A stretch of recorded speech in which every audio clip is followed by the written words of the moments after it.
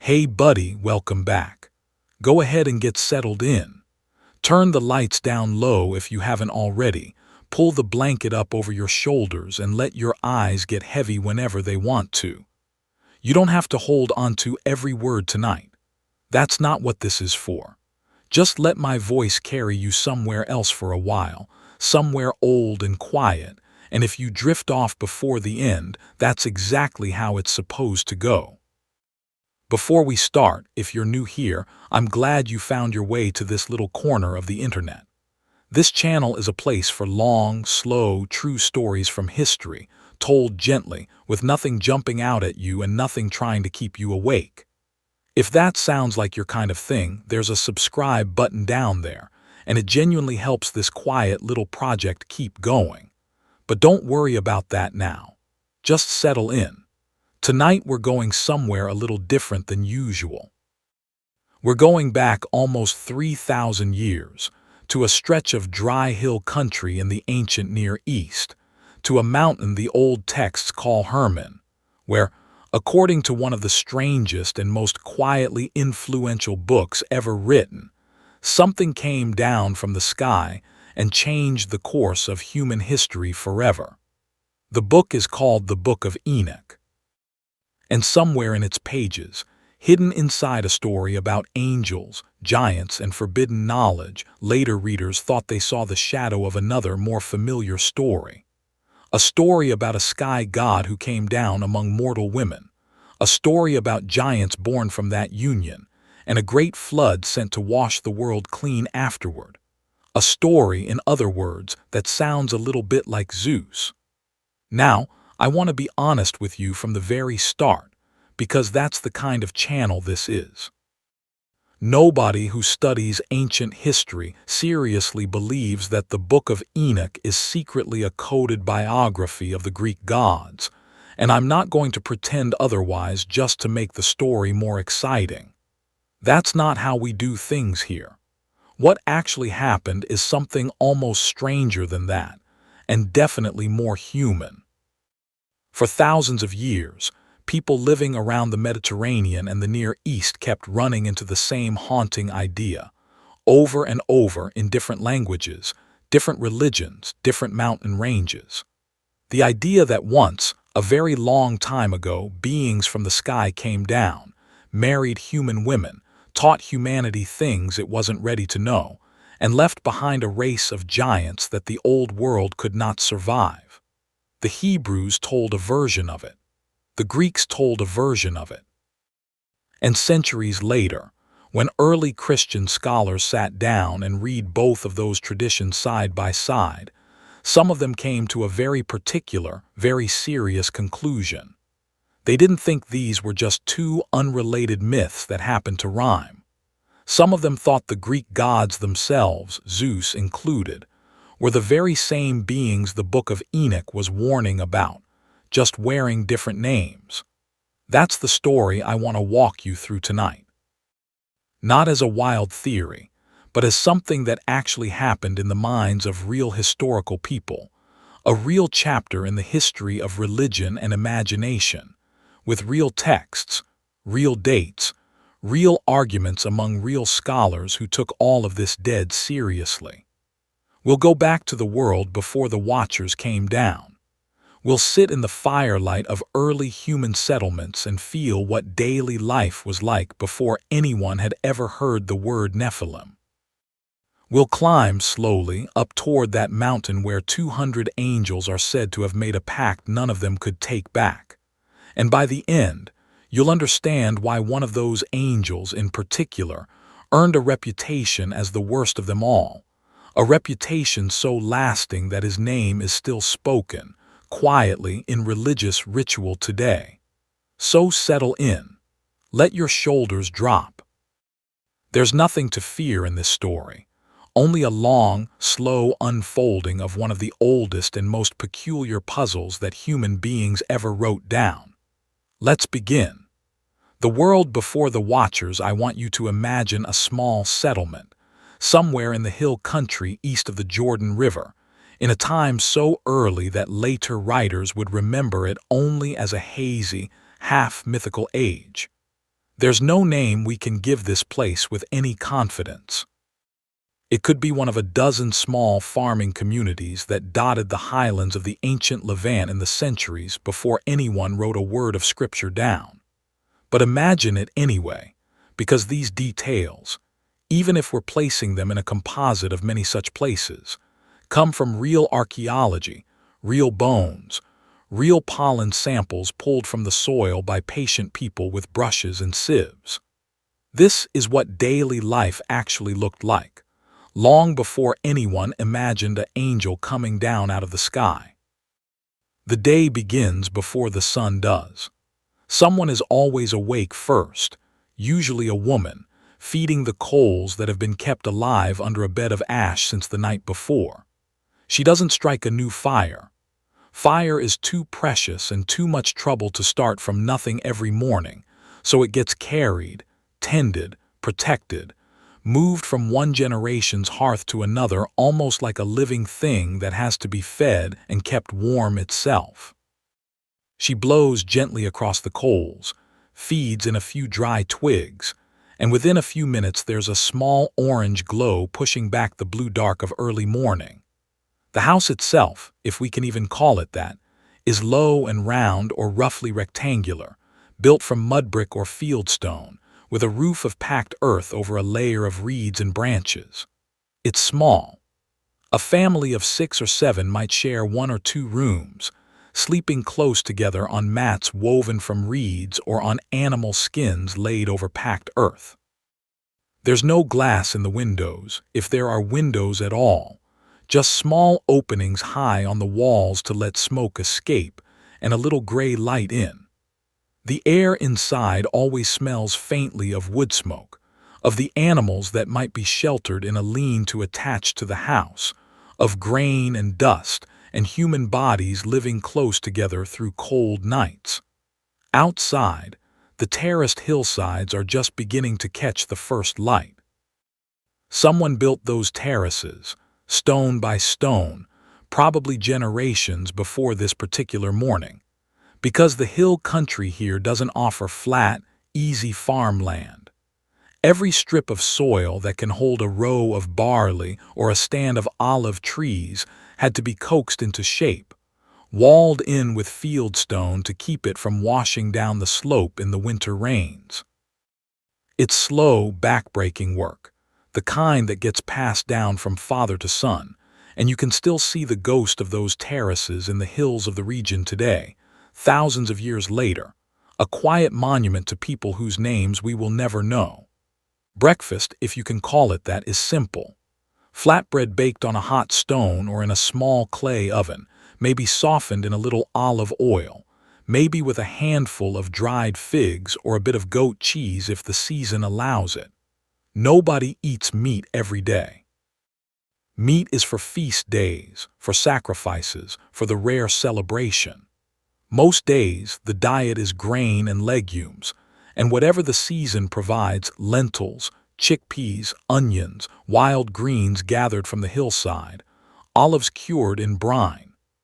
It's a diet built entirely around what the land offers when it offers it, and everyone in the household understands the calendar of the year not as a set of months on a page, but as a living rhythm of planting, tending, and harvest. I want you to pause here for a moment and just sit with how different this rhythm is from the one most of us live in now. There's no refrigeration, no stored abundance waiting behind a door you can open anytime you like. Every single meal is the result of a chain of labor stretching back months, sometimes years. The terrace built, the tree planted a decade before it ever bore fruit, the seed saved from last year's harvest and gambled on this year's rain. Food isn't a convenience. It's closer to a form of memory, carried forward by hands that worked long before you were born. The children in a household like this are working almost as soon as they can walk steadily.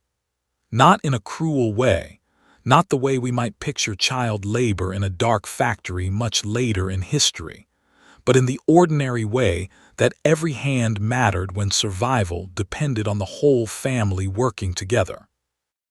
A small child might be sent to scare birds away from the ripening grain, banging two sticks together and shouting across the terraces. A slightly older child might help lead the goats out to graze on the scrubby hillside, watching for wolves, learning the particular calls each animal makes when something is wrong. By the time a child is 10 or 11, they likely know how to spin thread from wool, how to recognize which wild plants are edible and which will make you sick, how to read the sky for signs of coming rain or coming heat. And the sky in this world is not a decoration.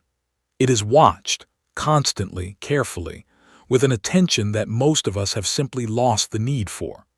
There are no streetlights here, no glow of a city on the horizon washing out the stars.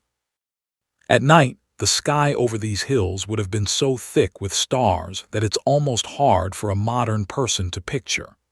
The Milky Way would stretch overhead like a pale river of light.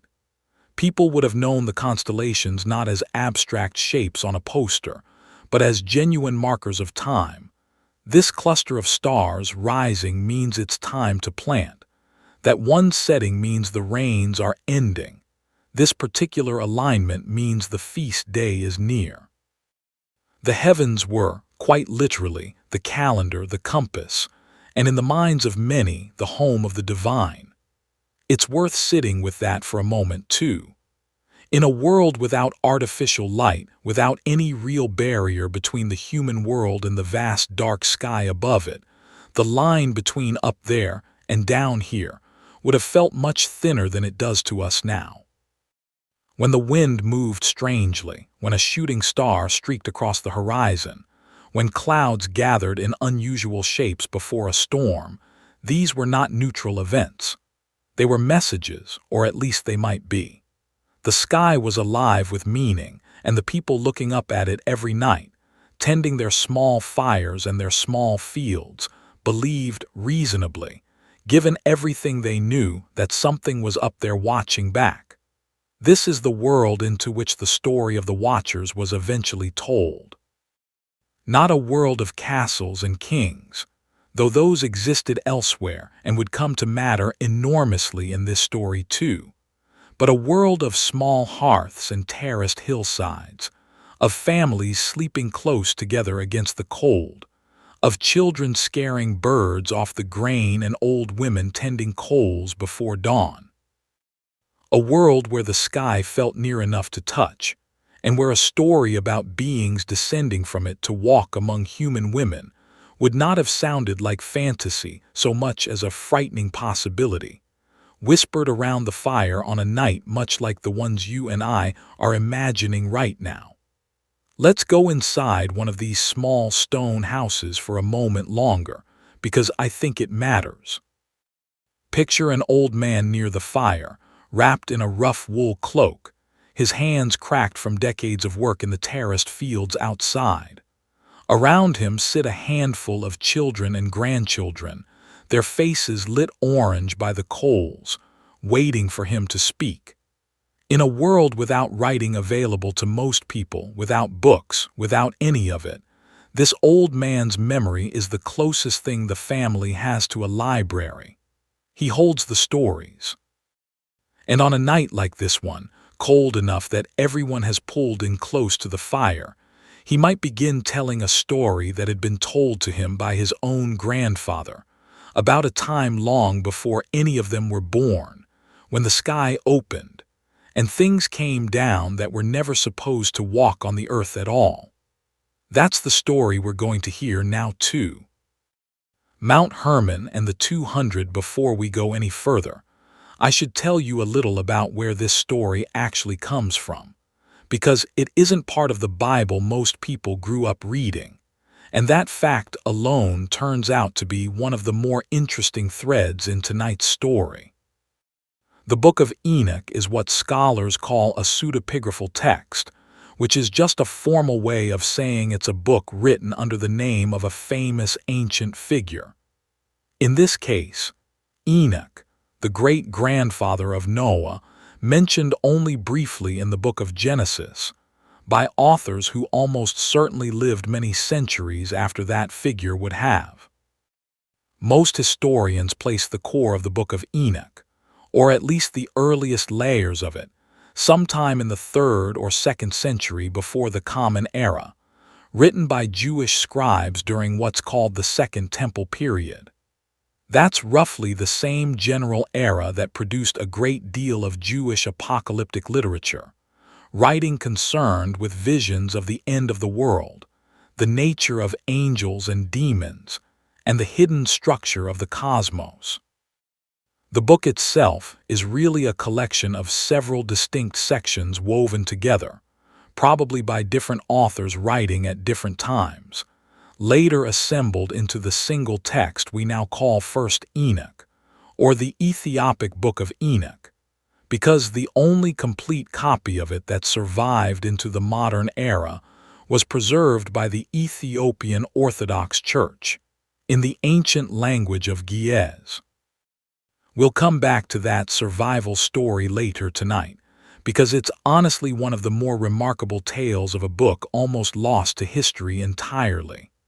But for now, let's focus on the part of Enoch that concerns us most directly, a section scholars usually call the Book of the Watchers. The story begins simply enough, almost gently, the way so many of the darkest old stories do. Humanity has multiplied across the earth.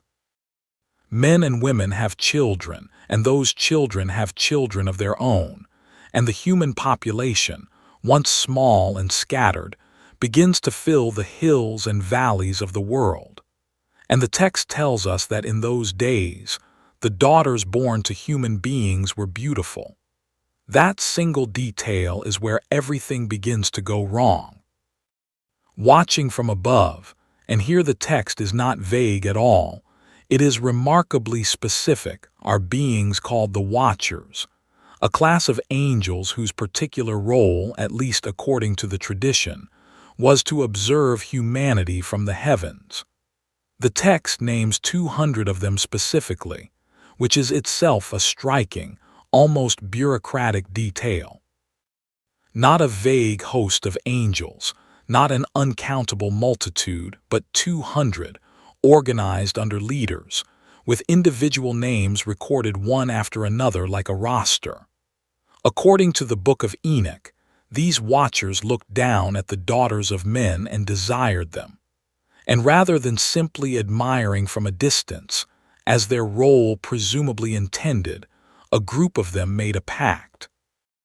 The text names their leader as Semjaza, sometimes spelled Shemiheza in other transliterations, and it tells us that Semjaza gathered the other watchers together on the peak of Mount Hermon, a real, physical mountain that still exists today, straddling the modern border between Lebanon, Syria, and the Golan Heights, its peak snow-capped for much of the year, visible from a great distance across the surrounding lowlands.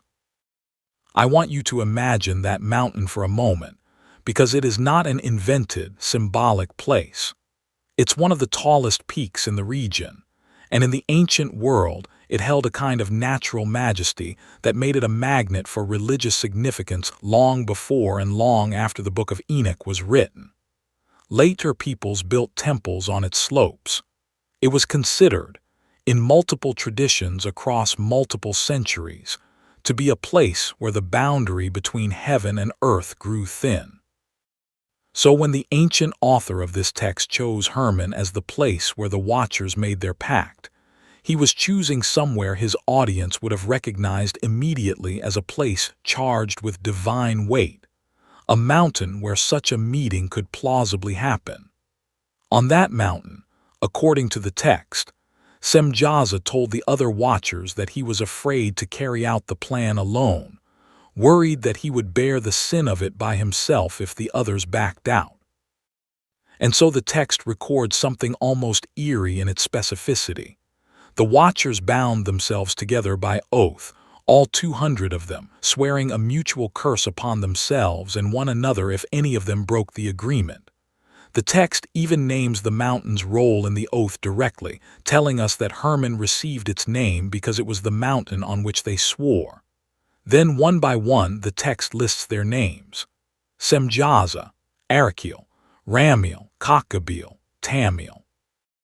Ramiel again in some versions, the spellings shifting slightly across the different manuscript traditions that have survived. And near the very end of that list, almost as an afterthought in terms of position, but absolutely not in terms of consequence, we find the name Azazel. We'll spend a great deal more time with Azazel a little later tonight, because if this story has a single figure who earns the reputation of being the worst of them all, it's him. But for now, notice something about how the text handles this moment.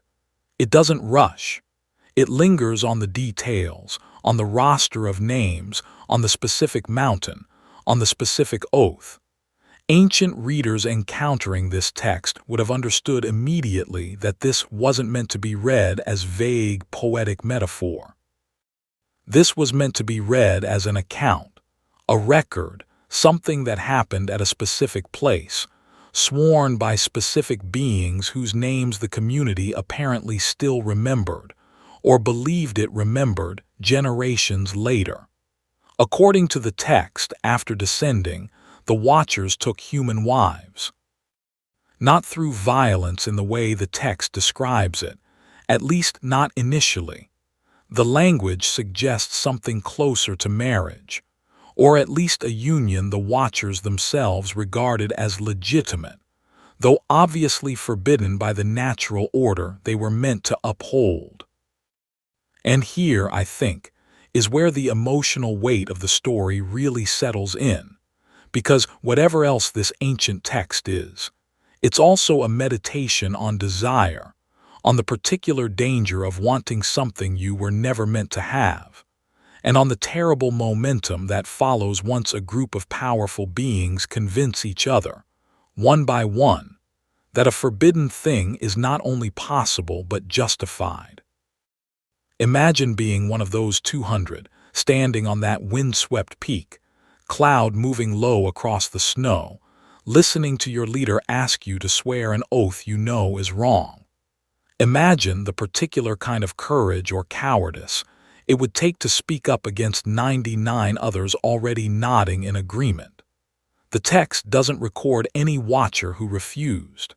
Every single one of the 200 swore the oath and descended the mountain. What happened next, according to the Book of Enoch, would reshape the entire ancient world, and it began not with violence but with knowledge.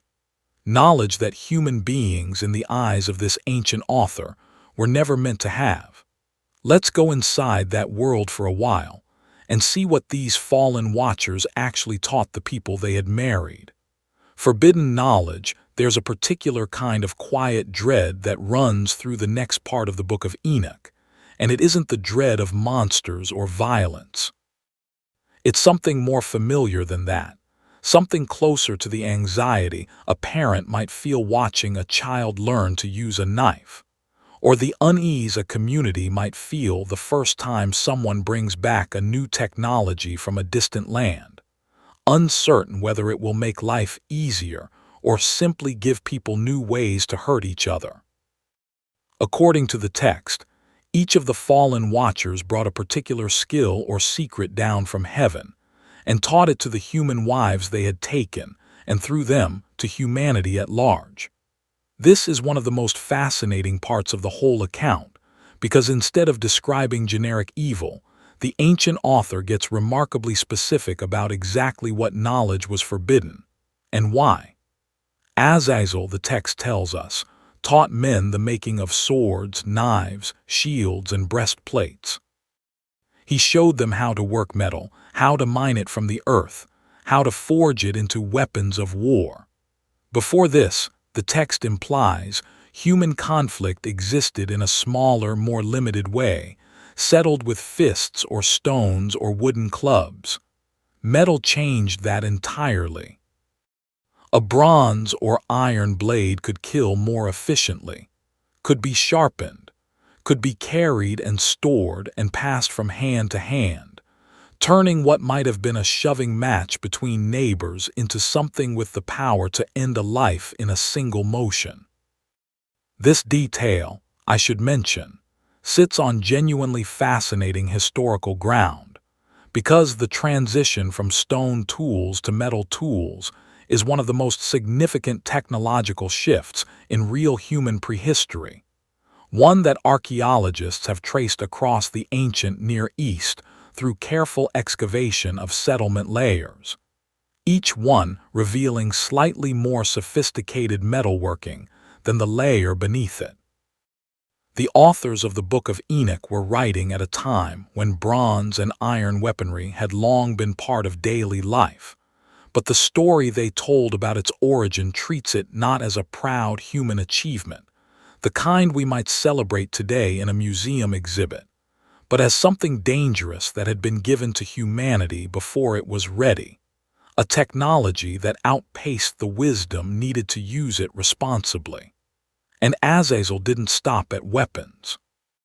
The text tells us he also taught women the making of bracelets and ornaments, the use of antimony to darken the eyes, the working of precious stones, and dyes of every kind. This part of the story is worth sitting with for a moment, because it's easy to read past it quickly, but it reveals something genuine about how ancient people thought about vanity, beauty, and the anxieties surrounding female appearance in a patriarchal society. In the eyes of this text's author, cosmetics and jewelry were not neutral. They were framed as part of the same corrupting bundle of forbidden knowledge as weapons of war, a suggestion that adornment itself had a seductive, destabilizing power over the social order, capable of drawing attention and desire in ways the ancient author considered dangerous. We should be careful here not to simply nod along with that ancient anxiety as though it reflects some timeless truth. It reflects instead a particular ancient worldview, one deeply concerned with controlling female appearance and behavior, a worldview we can recognize honestly as a product of its era rather than an eternal moral fact. But understanding it as a product of its time doesn't make it any less revealing about how these communities thought, worried, and told stories to explain the anxieties they carried.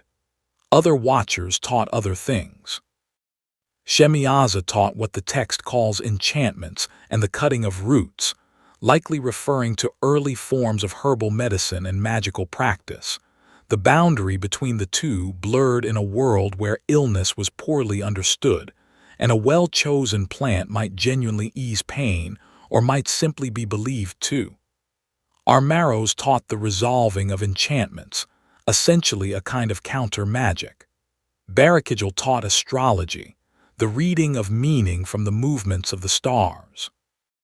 Kakabil taught the constellations themselves. Ezekiel taught the knowledge of the clouds. Arakiel taught the signs of the earth. Shamsiel taught the signs of the sun, and Sariel the course of the moon. Notice the pattern here, because I think it's genuinely important to how we understand this text. Almost every skill listed is something humanity, in the real historical record, actually did develop over the centuries: metallurgy, herbal medicine, astronomy, calendar keeping, cosmetics, even the reading of omens in weather and celestial movement. None of these are fictional inventions. They are real bodies of ancient knowledge, the kind that any Second Temple Jewish reader would have recognized as part of the surrounding world, practiced by the very empires and peoples that so often threatened or dominated ancient Israel. The Babylonians with their star charts, the Egyptians with their medicine and cosmetics, the various peoples of the Near East with their metalworking and their magic. What the Book of Enoch does, in essence, is take the entire accumulated technological and intellectual inheritance of the ancient world and relocate its origin story. Instead of crediting human curiosity, human trial and error across countless generations. The text tells us this knowledge arrived all at once, given by beings who had no right to give it, before humanity had developed the moral maturity to use it wisely. It's a story about the danger of shortcuts. A story that suggests real wisdom has to be earned slowly, generation by generation, and that knowledge handed down too quickly, without the accompanying discipline to use it well, becomes something closer to a curse than a gift. I want you to sit with that idea for a moment, because it's one of those places where an ancient text seems to reach forward and touch something that still feels relevant. Every generation, it seems, eventually receives some new form of power that arrives faster than the wisdom needed to handle it gracefully. The people of the Second Temple period looked at the weapons their enemies carried, the magic their neighbors practiced, the cosmetics and ornaments that seemed to accompany moral decline in their own communities, and they told themselves a story about where all of it had come from. Not human ingenuity slowly built up over centuries, but forbidden knowledge handed down too fast by beings who should have known better. And according to the Book of Enoch, humanity did not handle this sudden inheritance well at all.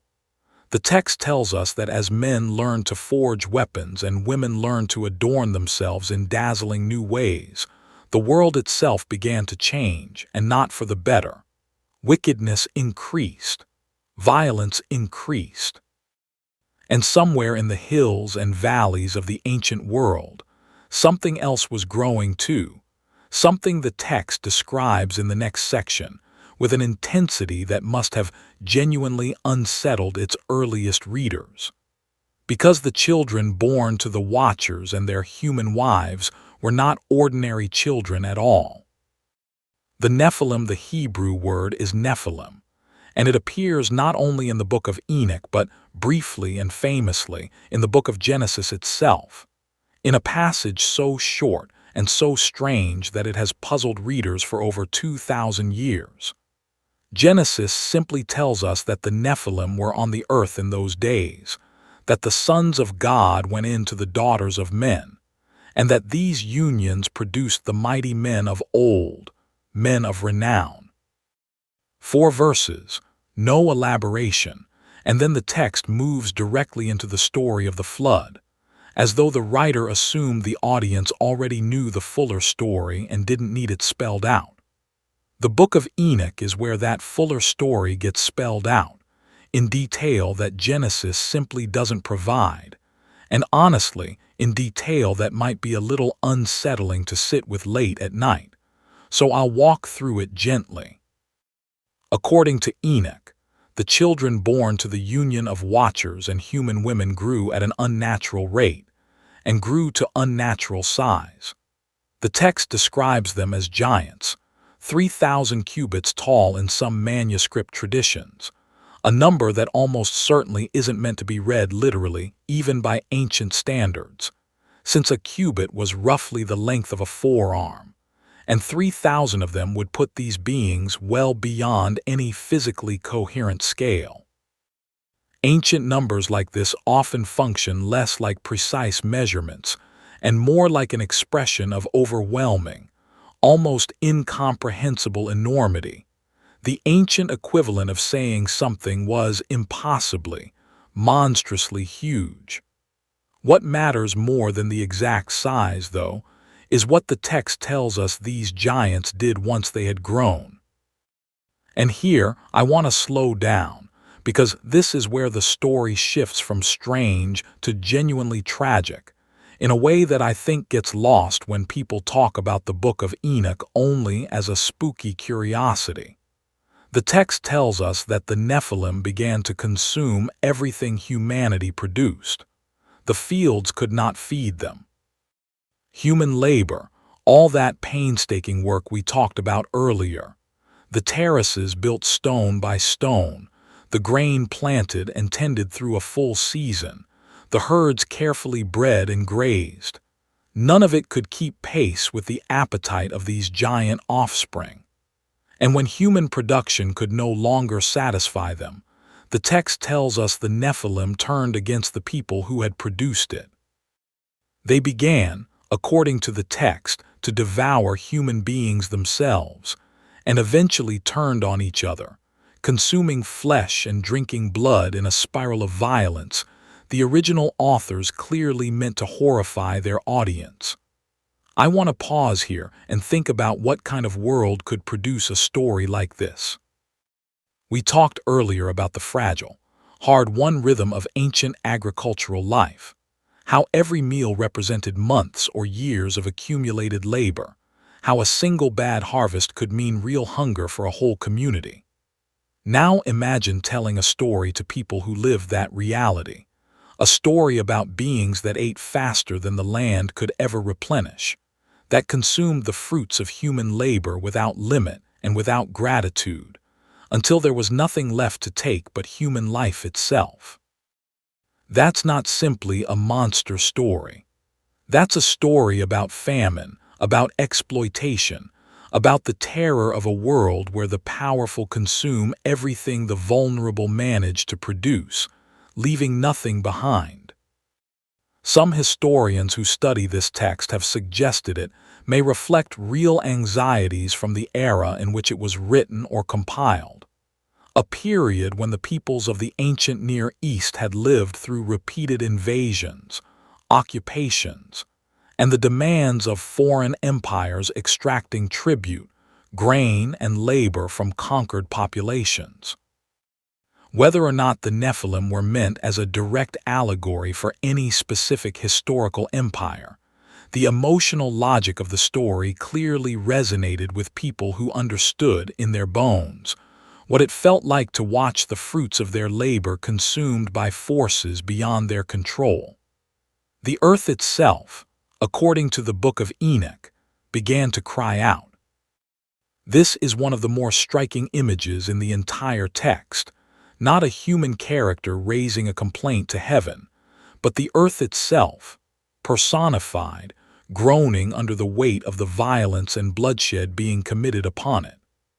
The text describes the cries of murdered men rising up to the gates of heaven, unable to be silenced, until the archangels themselves noticed and grew troubled by what they saw happening below. 4 archangels are named as the ones who eventually take notice: Michael, Sariel, Raphael, and Gabriel, looking down from heaven and witnessing the bloodshed and lawlessness spreading across the earth below them. According to the text, they bring the matter before God, describing in detail everything Azazel and the other watchers had taught, and everything their monstrous offspring had done. It's a striking narrative choice, honestly, because it means the resolution of this entire crisis doesn't come from any human hero, any human king or warrior rising up to fight back against the giants. Humanity, in this story, is almost entirely passive, a population caught between forces far more powerful than itself, dependent on beings even higher up the cosmic order to notice their suffering and intervene. And notice, too, something important about how the text frames responsibility.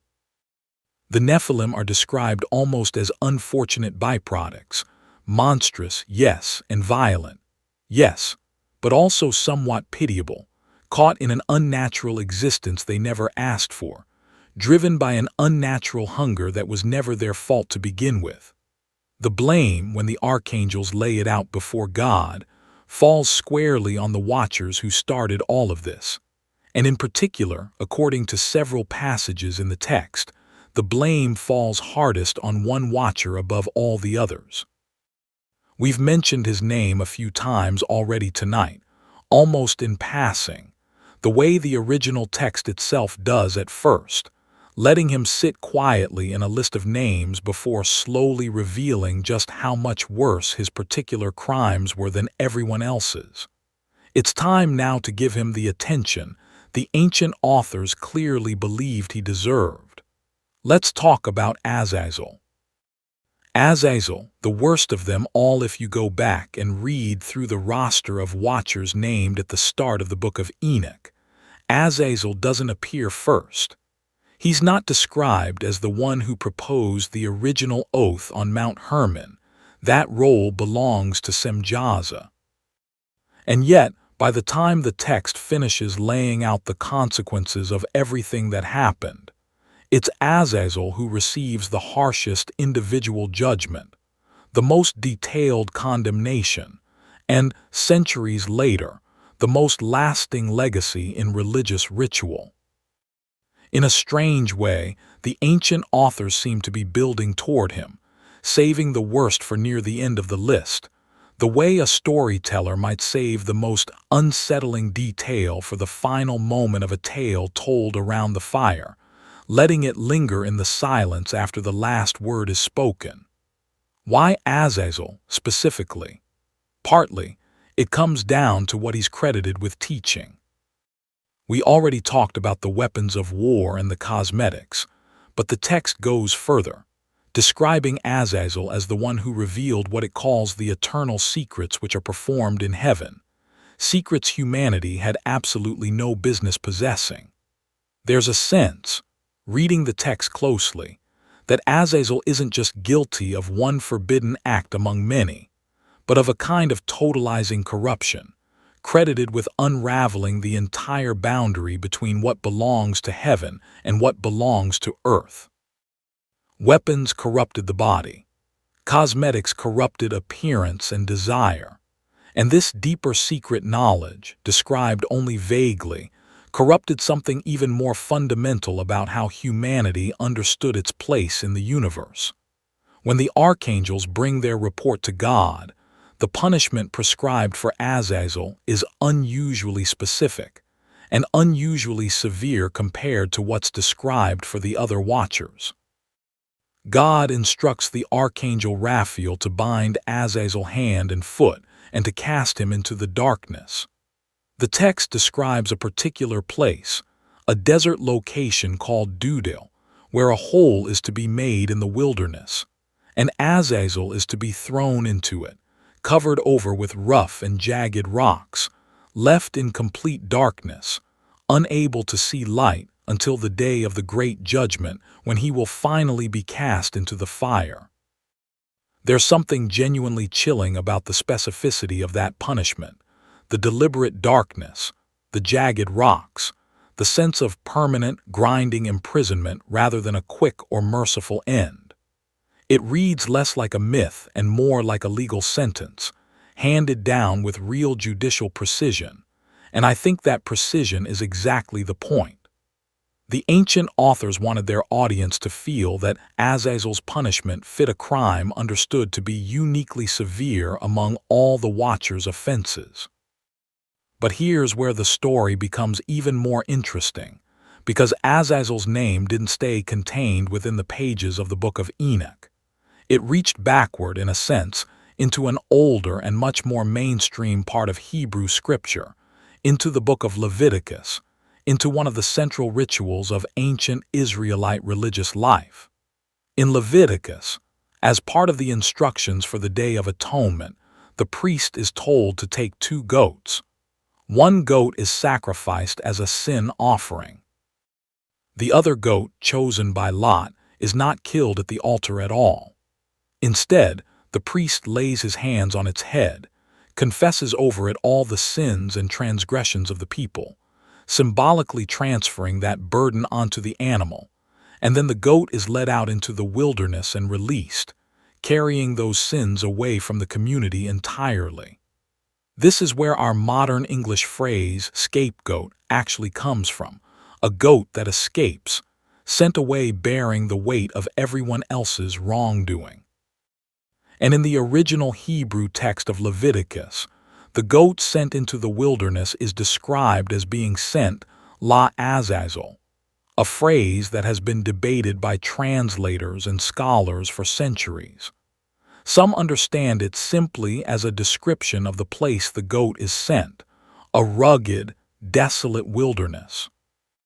But a great many ancient and modern scholars alike have understood it as a proper name, meaning the goat is sent specifically to Azazel, out into the wilderness that Azazel himself was said to inhabit, as though the ritual itself was quietly acknowledging that the desert wastelands beyond the edge of civilization belonged, in some sense, to this fallen, imprisoned being. I find this detail remarkable and worth sitting with quietly for a moment. It suggests that long before the Book of Enoch was written down in the form we now have it, the name Azazel was already circulating in some form within Israelite religious tradition, tied to the wilderness, tied to sin, tied to a place beyond the boundaries of ordered human life where impurity could be sent and left behind.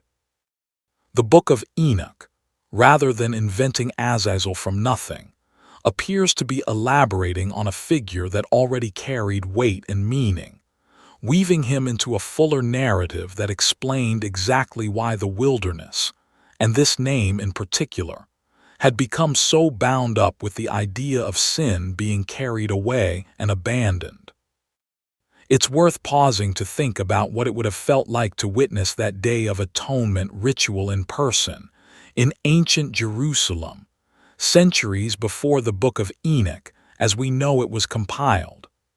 Picture the crowd gathered in the temple courtyard, the priest in his linen garments, the low murmur of the assembled community. Picture the two goats brought forward, indistinguishable from one another until the lots are cast, deciding which one will die at the altar and which one will be led away into the wilderness, carrying with it every private shame, every quiet wrongdoing the community had accumulated over the past year. And picture that goat disappearing over the ridge line, out toward the desert, toward Dudil, toward the place where, according to later tradition, a fallen watcher lay bound beneath jagged rocks in total darkness, waiting for a judgment that had not yet come.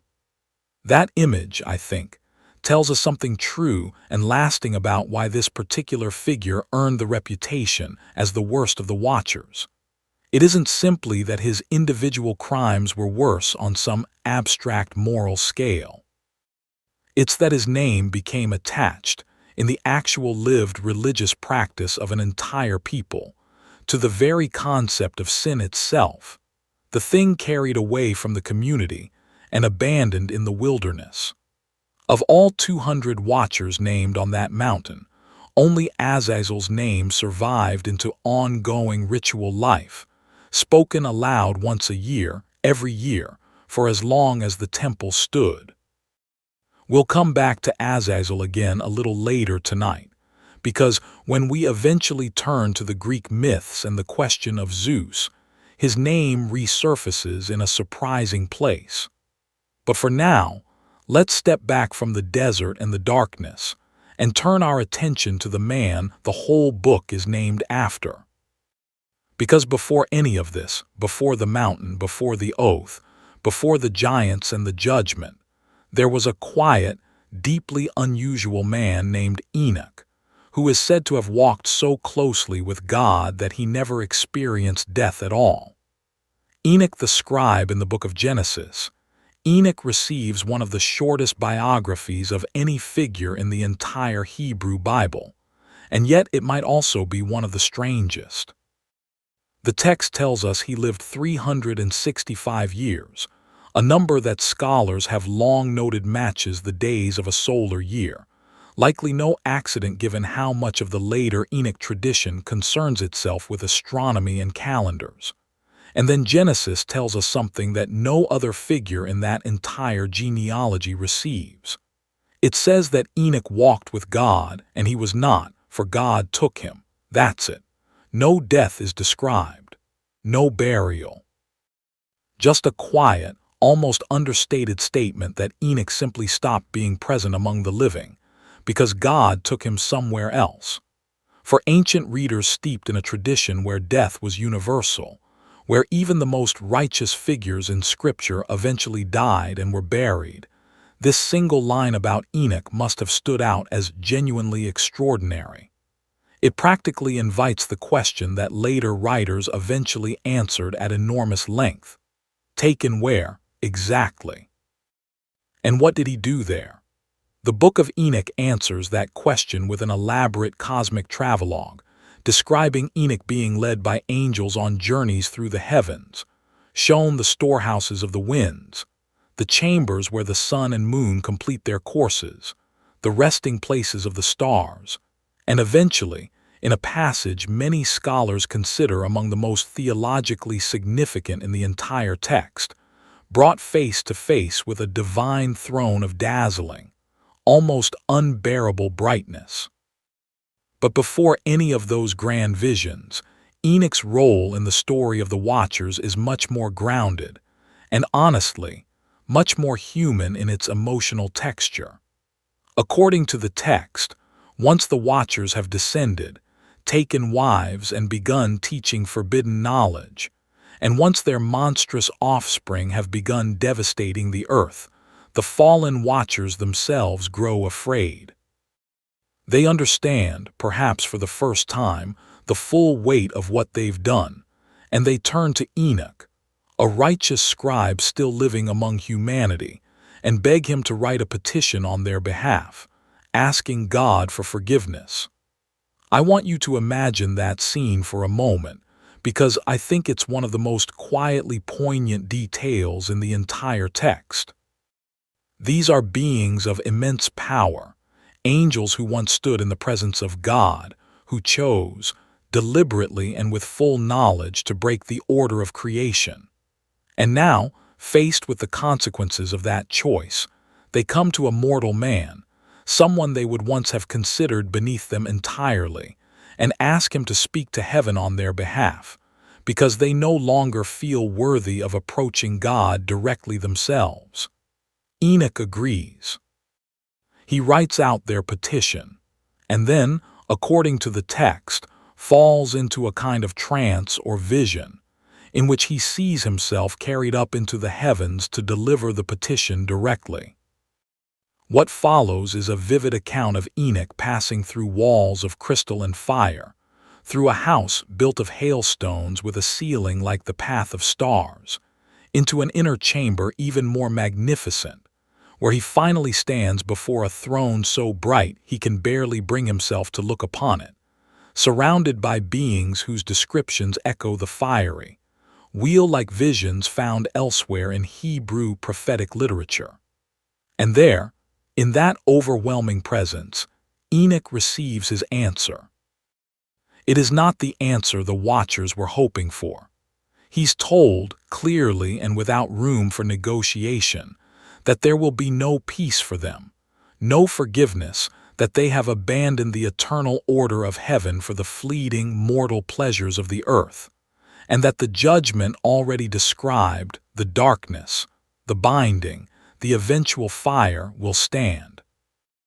Enoch is sent back down to deliver this news himself, tasked with the heavy, uncomfortable role of telling beings far more powerful than himself that their fate is sealed. There's something worth sitting with in this structure of the story, something about the loneliness of being the one chosen to carry difficult truths. Enoch doesn't get to simply witness these cosmic events from a comfortable distance.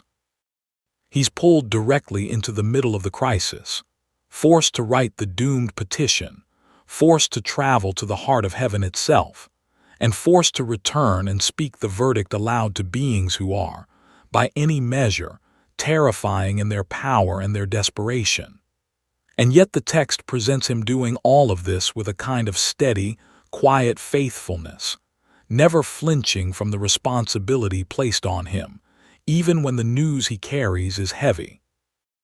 After this episode, the later sections of the Book of Enoch shift into an extended series of visions, often called the Astronomical Book and the Book of Dreams by scholars who study the text's different layers, in which Enoch is shown, among other things, the precise movements of the sun and moon through the year, an elaborate calendar system. The community that preserved this text clearly cared about a great deal, and a sweeping vision of human history compressed into an allegory of animals, in which the righteous and the wicked across generations are represented as sheep, wild beasts, and birds of prey, moving through a landscape that mirrors the real, remembered history of Israel. We won't walk through every one of those later visions tonight, because our path is leading somewhere a little different, toward the Mediterranean, toward the myths of a very different people who were, at nearly the same broad span of centuries, telling their own stories about gods who came down from the sky and took human wives. But I wanted you to meet Enoch properly before we leave the Book of the Watchers behind, because it's easy, listening to a story full of giants and forbidden knowledge and doomed angels, to lose sight of the quiet human figure at the center of it all, an ordinary man asked to carry an extraordinary burden, and who, according to this ancient and unusual text, walked so closely with God in the end that death itself was never allowed to touch him. Before we cross over into the world of Zeus and the Titans, though, there's one more piece of the Enoch story we need to sit with, because it's the piece that explains why any of this mattered enough to be remembered at all. The flood. The flood as response every culture around the ancient Mediterranean and Near East, it seems, told some version of a great flood story. The Babylonians had the Epic of Gilgamesh, with its account of Utnapishtim building a great boat to survive a flood sent by the gods. The Sumerians, even earlier, told a similar story about a king named Zeus. The Hebrews told the story of Noah. And when we place the Book of Enoch's account of the flood alongside all of these, we can see it doing something quite specific and quite intentional. It's answering a question the shorter Genesis account never fully explains. Why did the flood happen at all?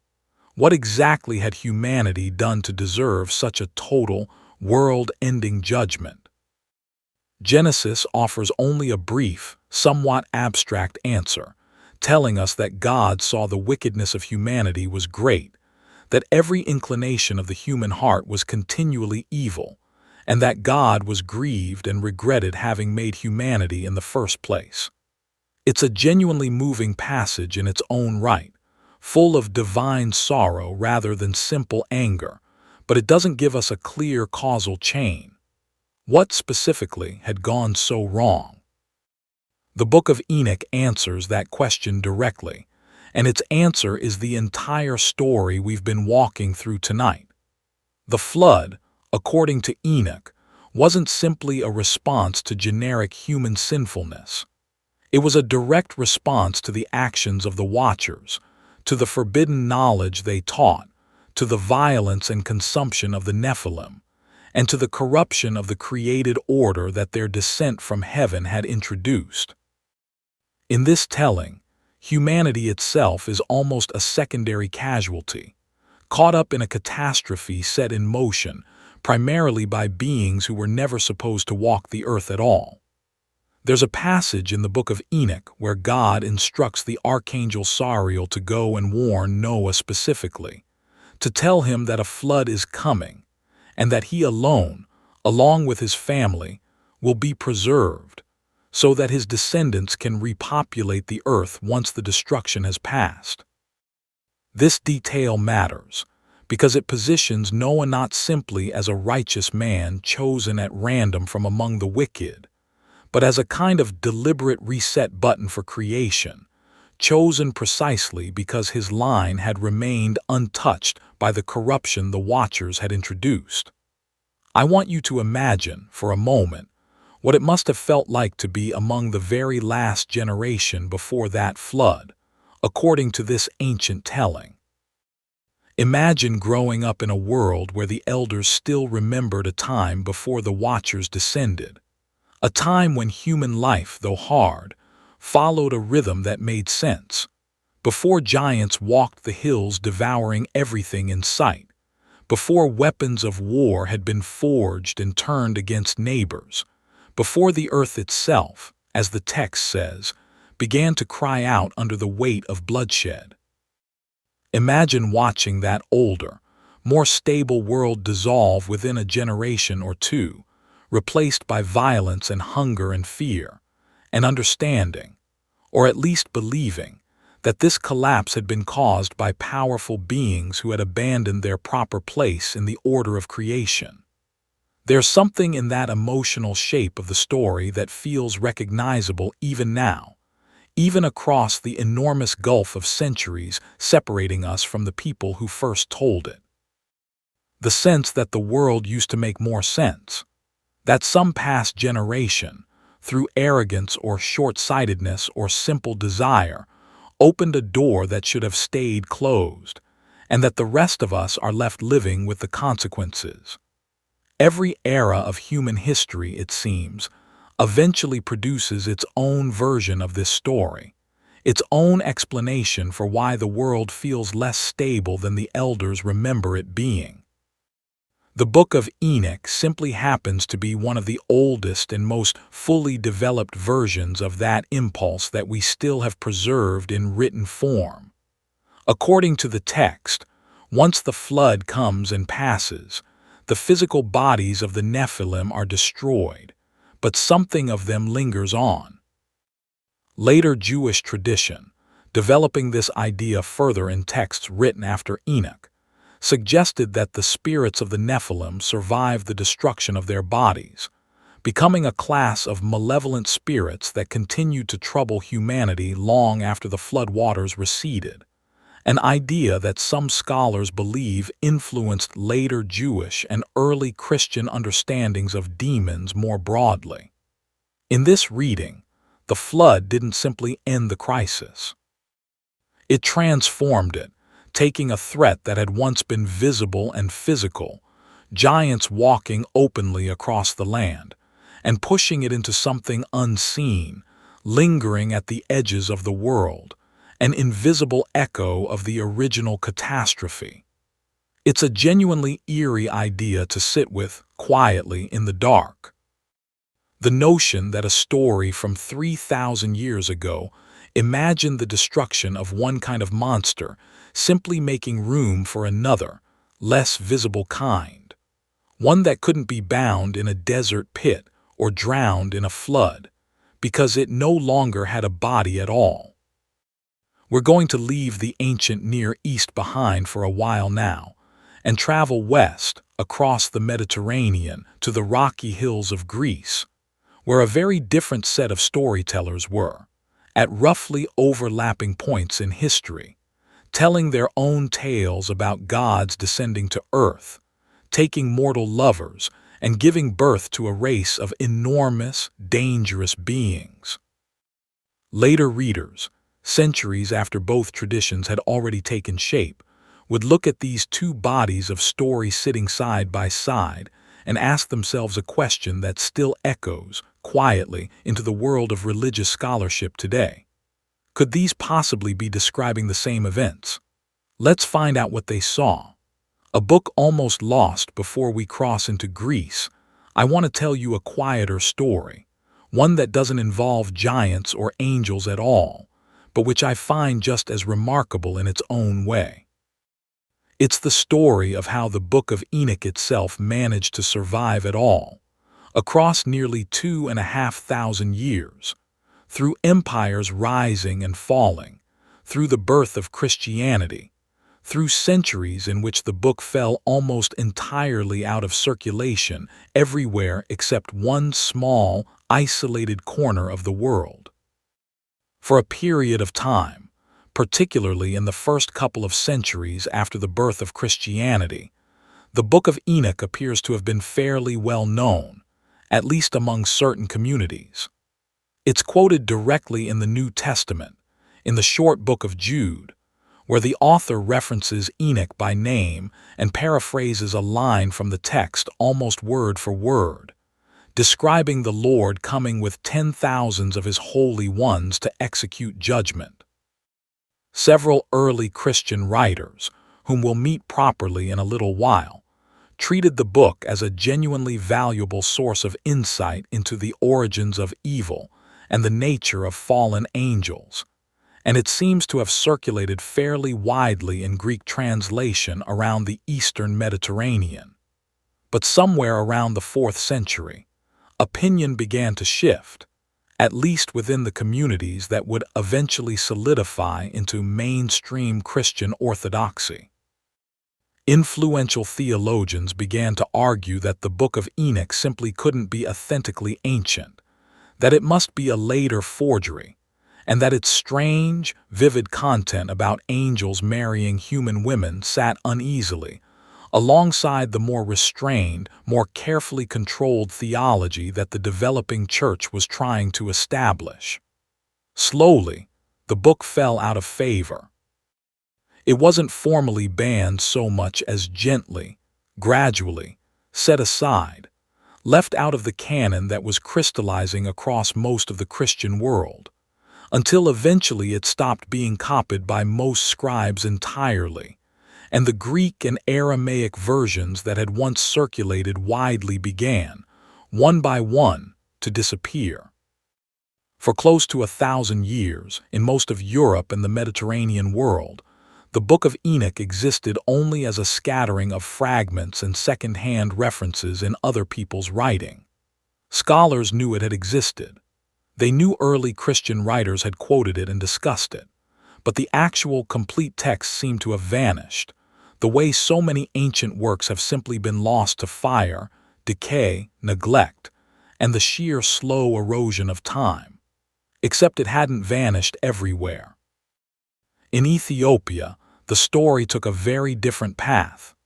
The Ethiopian Orthodox Church, one of the oldest Christian communities in the world, tracing its roots back to the early centuries of Christianity, had continued to regard the Book of Enoch as scripture, worthy of inclusion in its biblical canon, long after the rest of the Christian world had set it aside. Generation after generation, monks in Ethiopian monasteries continued copying the text by hand, in the ancient liturgical language of Ge'ez, preserving it faithfully even as it was forgotten almost everywhere else on earth. I find something quietly moving in that image, if you let yourself sit with it.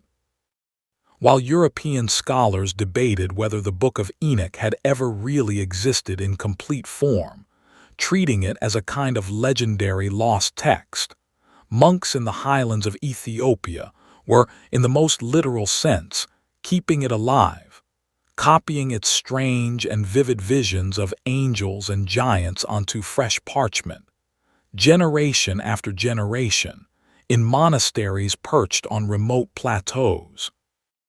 Entirely disconnected from the theological arguments happening in Rome and Constantinople that had led to the book being abandoned in the first place.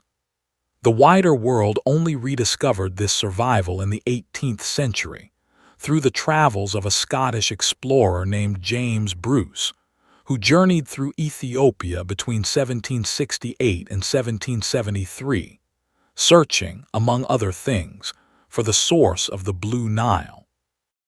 During his travels, Bruce acquired several manuscripts of the Book of Enoch and brought them back to Europe, where their arrival caused a genuine stir among scholars who had, for centuries, believed the complete text was lost forever. It took several more decades before a full English translation was published, in the early 19th century, by a scholar named Richard Lawrence, finally making the complete text available to English-speaking readers for the first time in well over 1,000 years. And then, in the middle of the 20th century, the story gained one more remarkable chapter. In 1947, in caves near the Dead Sea, a series of ancient manuscripts were discovered that would come to be known as the Dead Sea Scrolls, an enormous cache of Jewish religious texts dating back to roughly the same era in which the Book of Enoch was originally composed. Among the scrolls found in those caves were fragments of the Book of Enoch itself, written in Aramaic, dating back over 2,000 years, far older than any previously known copy. Suddenly, scholars had physical evidence, actual ancient parchment, confirming that this strange, vivid text about fallen angels really had circulated among Jewish communities in roughly the era scholars had long suspected, centuries before the birth of Christianity, rather than being some later, purely Christian invention, as skeptics had sometimes argued. I think there's something worth pausing on here, in the quiet dark, about the sheer fragility of memory across deep time. A book full of vivid, carefully imagined detail nearly vanished from human awareness entirely, saved only because one community, in one remote corner of the world, quietly kept faith with it while everyone else moved on. And then, centuries later, confirmed and deepened by scraps of parchment sealed in clay jars in desert caves, untouched for 2,000 years, waiting patiently in the dark until someone finally found them. It's a reminder, I think, that history isn't only made of the loud events, the wars and empires and famous names we tend to remember first. It's also made of quieter, more patient acts of preservation, monks copying manuscripts by candlelight in a monastery most of the world had forgotten existed, a text surviving not because it was famous, but because someone somewhere cared enough to keep it. Now that we understand where this strange and detailed story actually came from, and how close it came to disappearing entirely, let's finally make that crossing over the Mediterranean, into the sun-bleached hills of ancient Greece, where a very different people were telling stories that would, centuries later, be laid alongside the tale of the Watchers and examined for echoes. Old stories, new gods. I want you to imagine a different scene now, a different fire, a different sky. We're on a hillside somewhere in ancient Greece, perhaps in the region of Boeotia or Thessaly, a few centuries before the birth of Christ. The air smells different here than it did in the hill country of the Levant. There's the scent of pine and wild thyme carried on a warm evening wind, the distant sound of cicadas that never quite stops, the low murmur of goats settling down for the night in a stone-walled pen nearby. A shepherd or a farmer sits with his family around a small fire, much like the one we imagined earlier, and tells a story that has been passed down through countless generations, refined and reshaped by each storyteller who has carried it forward. The story he tells is about a time long before his own, when the world was ruled not by the gods we might picture today, not yet by Zeus and his siblings on Mount Olympus, but by an earlier generation of divine beings called the Titans. According to the tradition eventually written down by the poet Hesiod, in a work called the Theogony composed sometime around the 8th century before the Common Era, the Titans were the children of Ouranos, the personification of the sky, and Gaia, the personification of the earth itself. 12 of them in total, enormous, primordial beings who ruled the cosmos in an age before humanity, as we would recognize it, fully existed. Among the youngest of the Titans was Kronos, who, according to the myth, eventually rose up against his own father Ouranos, overthrowing him in a violent act that itself involved forbidden weapons and terrible consequences, before taking the throne of the cosmos for himself. And Kronos, fearing a prophecy that one of his own children would someday overthrow him in turn, took to swallowing each of his children whole as soon as they were born, one after another, in a desperate attempt to prevent his own downfall. It's his youngest child, hidden away by his mother Rhea and raised in secret on the island of Crete, who eventually grows to adulthood, forces his father to disgorge his swallowed siblings, and leads a great war against the Titans, a conflict the Greeks called the Titanomachy, ending with Kronos and most of the Titans imprisoned deep beneath the earth, in a dark, distant region called Tartarus, sealed away and bound, unable to trouble the world above ever again. That youngest child, of course, is Zeus. I want you to notice, gently, without rushing to any grand conclusion, some of the shapes echoing here. A struggle between an older, established divine order and a younger one rising up to replace it. Beings bound and imprisoned in darkness beneath the earth as punishment for their transgressions. A cosmic order established only after a period of violent upheaval that reshaped the entire world. These aren't identical stories to the Book of Enoch's account of the Watchers, not by any means, but they share a certain emotional architecture, a sense that the world we now inhabit was built on the ruins of an earlier, more dangerous age, one that had to be forcibly brought under control before human life, as we understand it, could really begin. Once Zeus establishes his rule from Mount Olympus, sharing power with his siblings and a new generation of gods, the mythology takes another turn that resonates even more directly with tonight's story.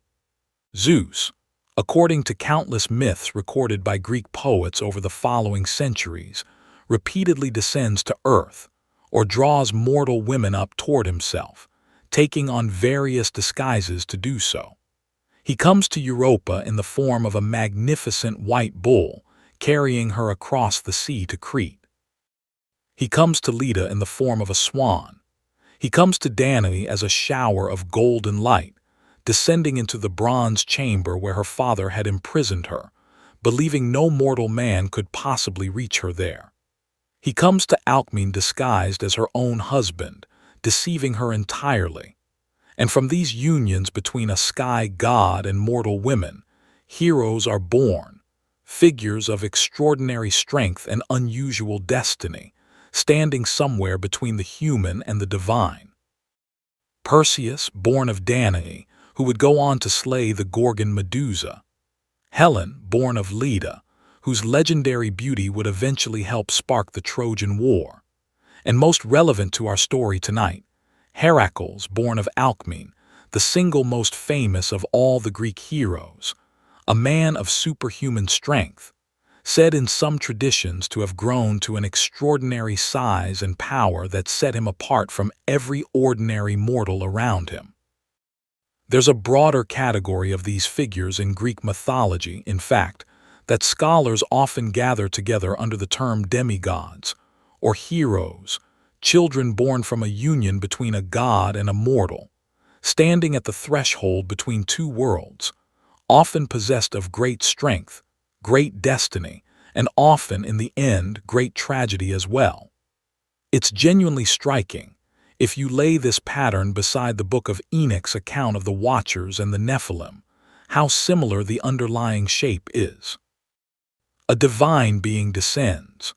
A mortal woman is involved, sometimes willingly according to the myths, sometimes through deception or coercion, an uncomfortable detail worth acknowledging honestly rather than glossing over. And a child is born who is neither fully human nor fully divine, larger than life, destined for extraordinary and often violent deeds.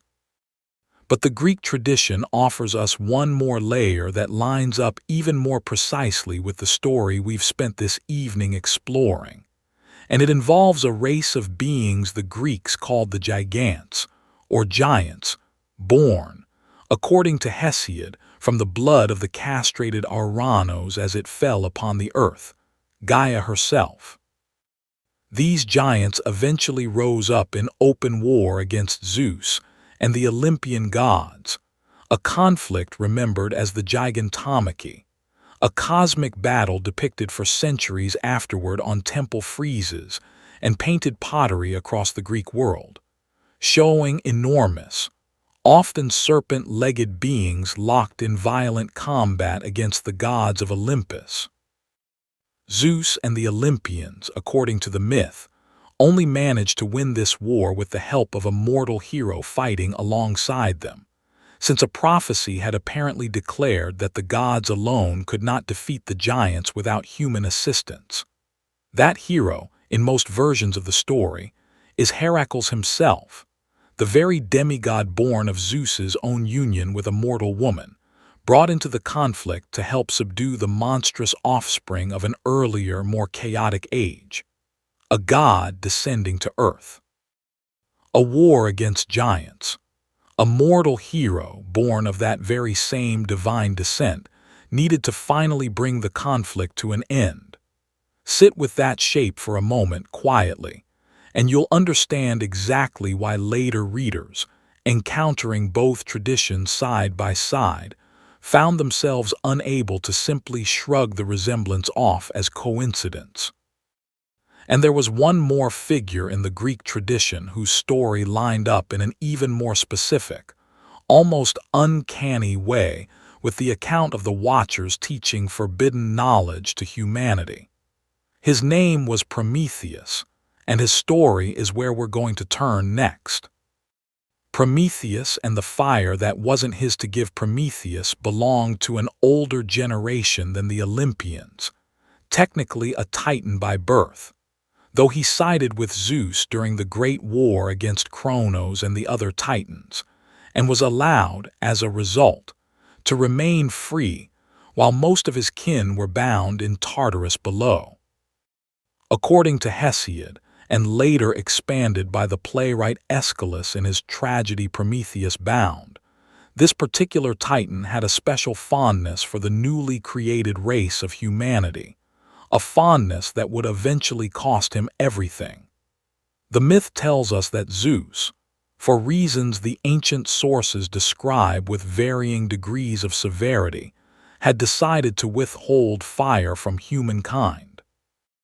Without fire, human beings could not cook their food, could not warm themselves through cold nights, could not forge metal, could not, in any meaningful sense, build a civilization capable of lifting itself above a bare, shivering subsistence. Prometheus, watching humanity struggle in the dark and cold, made a decision that would define his entire legacy. He stole fire from Olympus, hiding a burning ember inside the hollow stalk of a giant fennel plant, and carried it down to Earth, giving it to humanity as a gift. I want you to imagine that moment for a second, the way ancient audiences, gathered in the great stone amphitheaters of Athens, must have imagined it as they watched Aeschylus's tragedy performed before them. A single flickering coal, carried secretly down from the halls of the gods, hidden inside a plant stalk, smuggled past the notice of the most powerful being in the cosmos, and delivered into human hands for the very first time. From that single spark, according to the myth, everything else became possible. Cooked food, warmth through winter nights, metalworking, every craft and technology that separates human civilization from bare animal survival.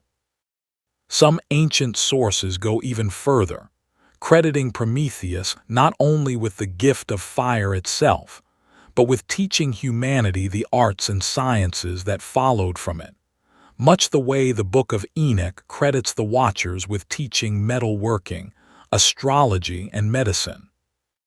In Aeschylus's telling, Prometheus, chained to his rock and suffering for his crime, delivers a long speech describing everything he taught humanity, including the science of numbers, the art of writing, the taming of animals for labor, the building of ships to cross the sea, and the reading of omens in dreams and the flight of birds. Before Prometheus, the Titan claims, humans lived like ants in the depths of sunless caves, without any real understanding of the seasons, without architecture, without medicine, wandering through life in a kind of confused animal darkness until he gave them the tools to finally build something more. And just as with the Book of Enoch's Watchers, this gift comes at an enormous cost. Zeus, discovering what Prometheus had done, is described as furious, not simply because fire had been given away, but because the gift represented a fundamental breach in the natural order, a transfer of divine capability into mortal hands before mortals were, in the gods' judgment, ready to hold it responsibly. The punishment Zeus prescribes is one of the most vivid and enduring images in all of Greek mythology. Prometheus is bound to a remote, desolate rock, often located in myth somewhere in the distant Caucasus Mountains, chained by unbreakable bonds forged by the god Hephaestus himself. Each day, an eagle descends and devours his liver. Each night, because Prometheus is immortal, his liver regenerates completely, so that the same agony can begin again the following day, an eternal, unending torment for the crime of giving humanity something it was never meant to have on its own. If that punishment sounds, even faintly, like it rhymes with Azazel bound in darkness beneath jagged rocks in the wilderness of Dudil, waiting through unending time for a final judgment, I don't think you're imagining the resemblance. Both figures are punished not for violence exactly, not primarily for cruelty toward humanity, but specifically for transferring divine knowledge and capability down to mortal hands before that knowledge could be safely absorbed. Both punishments are eternal or nearly eternal, stretching out across an almost unbearable span of time.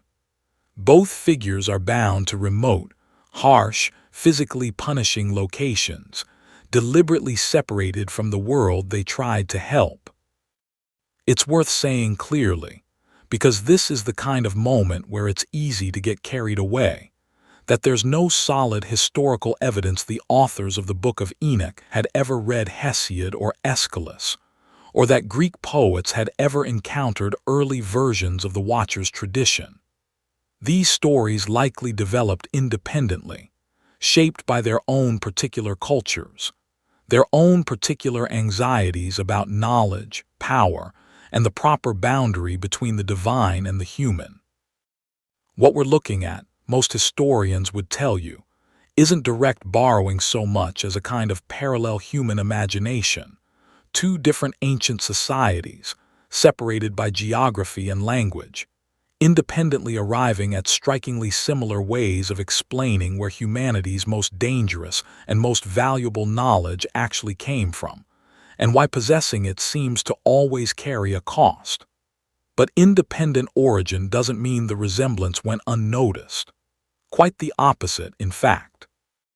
Centuries later, when early Christian scholars, deeply familiar with both the Hebrew scriptures and the Greek philosophical and mythological tradition, sat down to think carefully about where the pagan gods of Greece and Rome had actually come from, some of them looked at exactly this kind of resemblance and came to a conclusion far more literal and far more serious than mere coincidence. It's time now to meet those scholars and to hear, in their own historical context, why some of the most important thinkers in the early Christian world genuinely believed that Zeus, and the rest of the Greek pantheon alongside him, might actually be the very same beings the Book of Enoch had warned about centuries before. When the Church Fathers looked at Olympus to understand why early Christian writers took this comparison so seriously, we need to picture the world they were actually living in, because it's quite different from the world most of us picture when we think about the early history of Christianity. In the 2nd and 3rd centuries after the birth of Christ, Christianity was still a minority faith, spreading slowly across a Roman Empire whose official religious life remained thoroughly built around the worship of the traditional gods, Zeus, whom the Romans called Jupiter, alongside the whole familiar pantheon of Olympian deities, still honored in temples across every major city, still central to civic festivals, still, for most ordinary people living under Roman rule, simply the natural, unquestioned background of daily existence. Christian writers of this era weren't debating Greek mythology as a piece of ancient literary history, the way a professor might discuss it in a university classroom today. They were living alongside neighbors who still poured offerings to these gods, still visited their temples, still genuinely believed these beings shaped the fortunes of the world.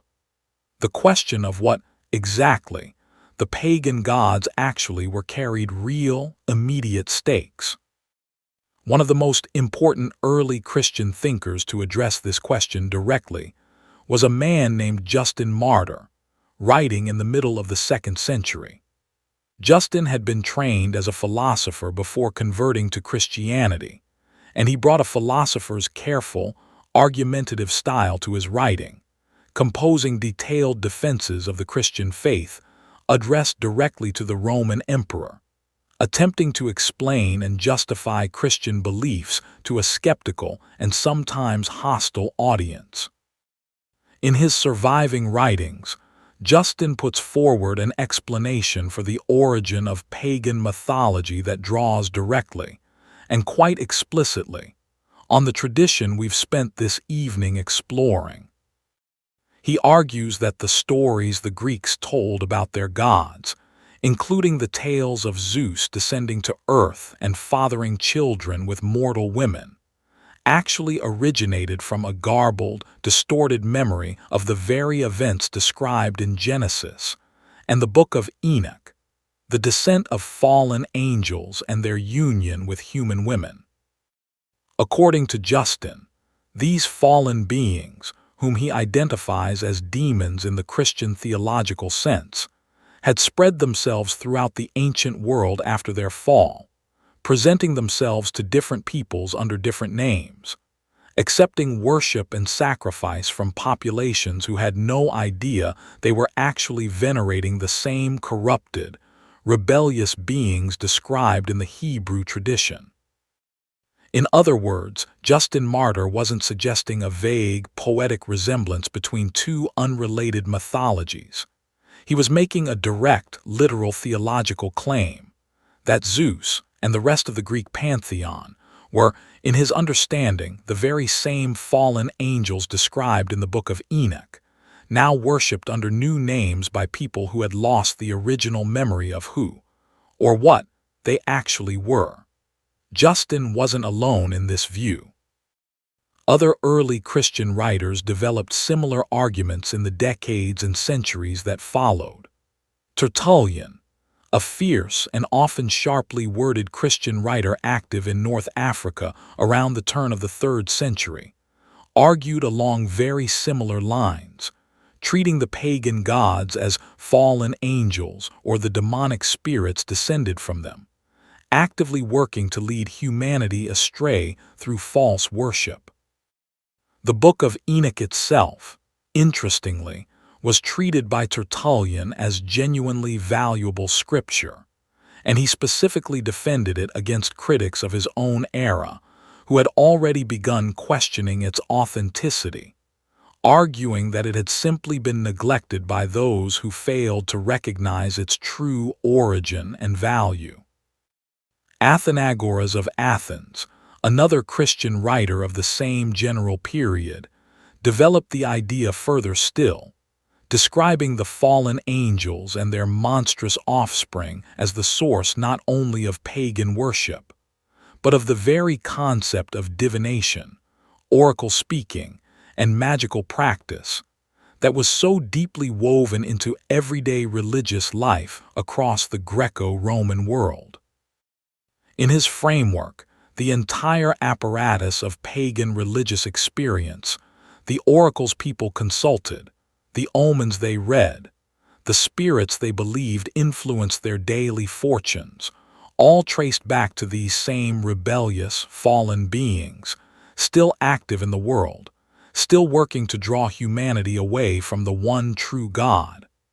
It's worth understanding, too, that this argument didn't emerge in a vacuum.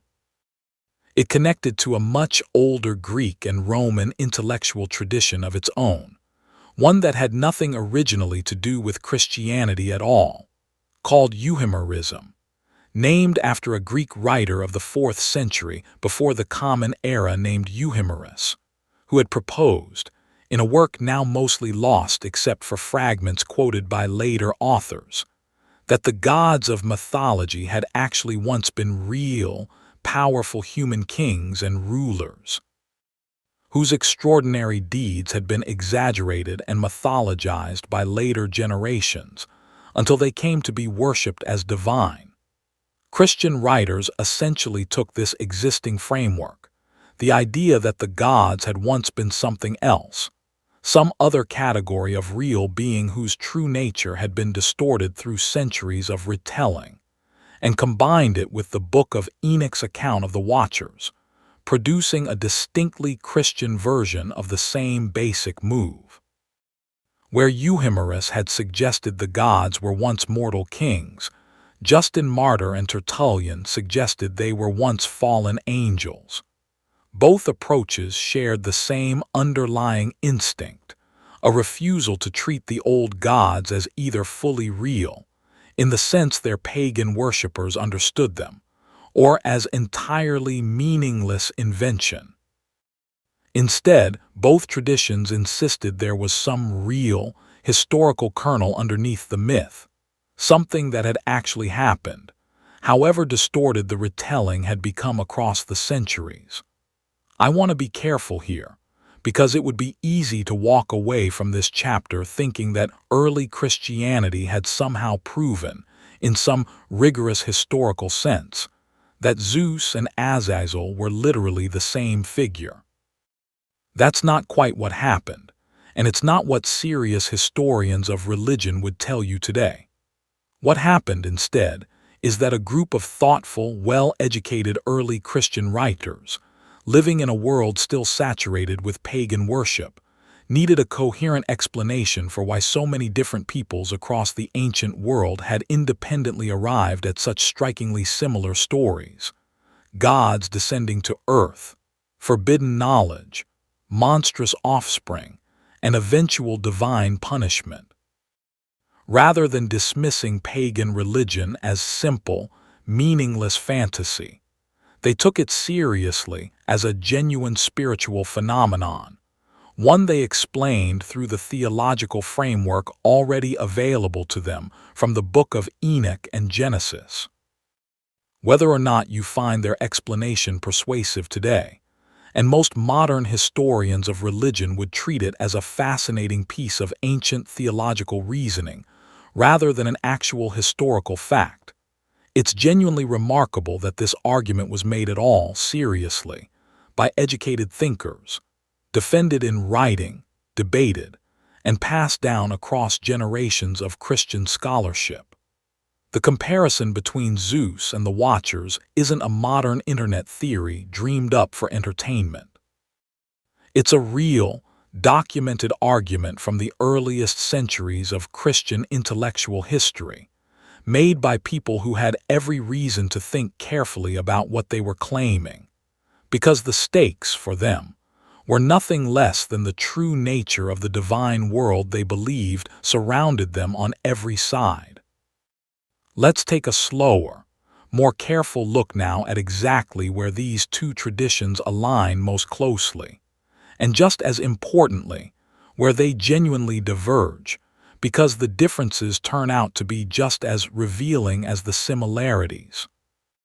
Where the two stories meet, and where they part, let's slow all the way down for this chapter, because I think it's worth actually laying these two traditions side by side, carefully, point by point, the way a patient scholar might, rather than rushing toward a dramatic conclusion in either direction.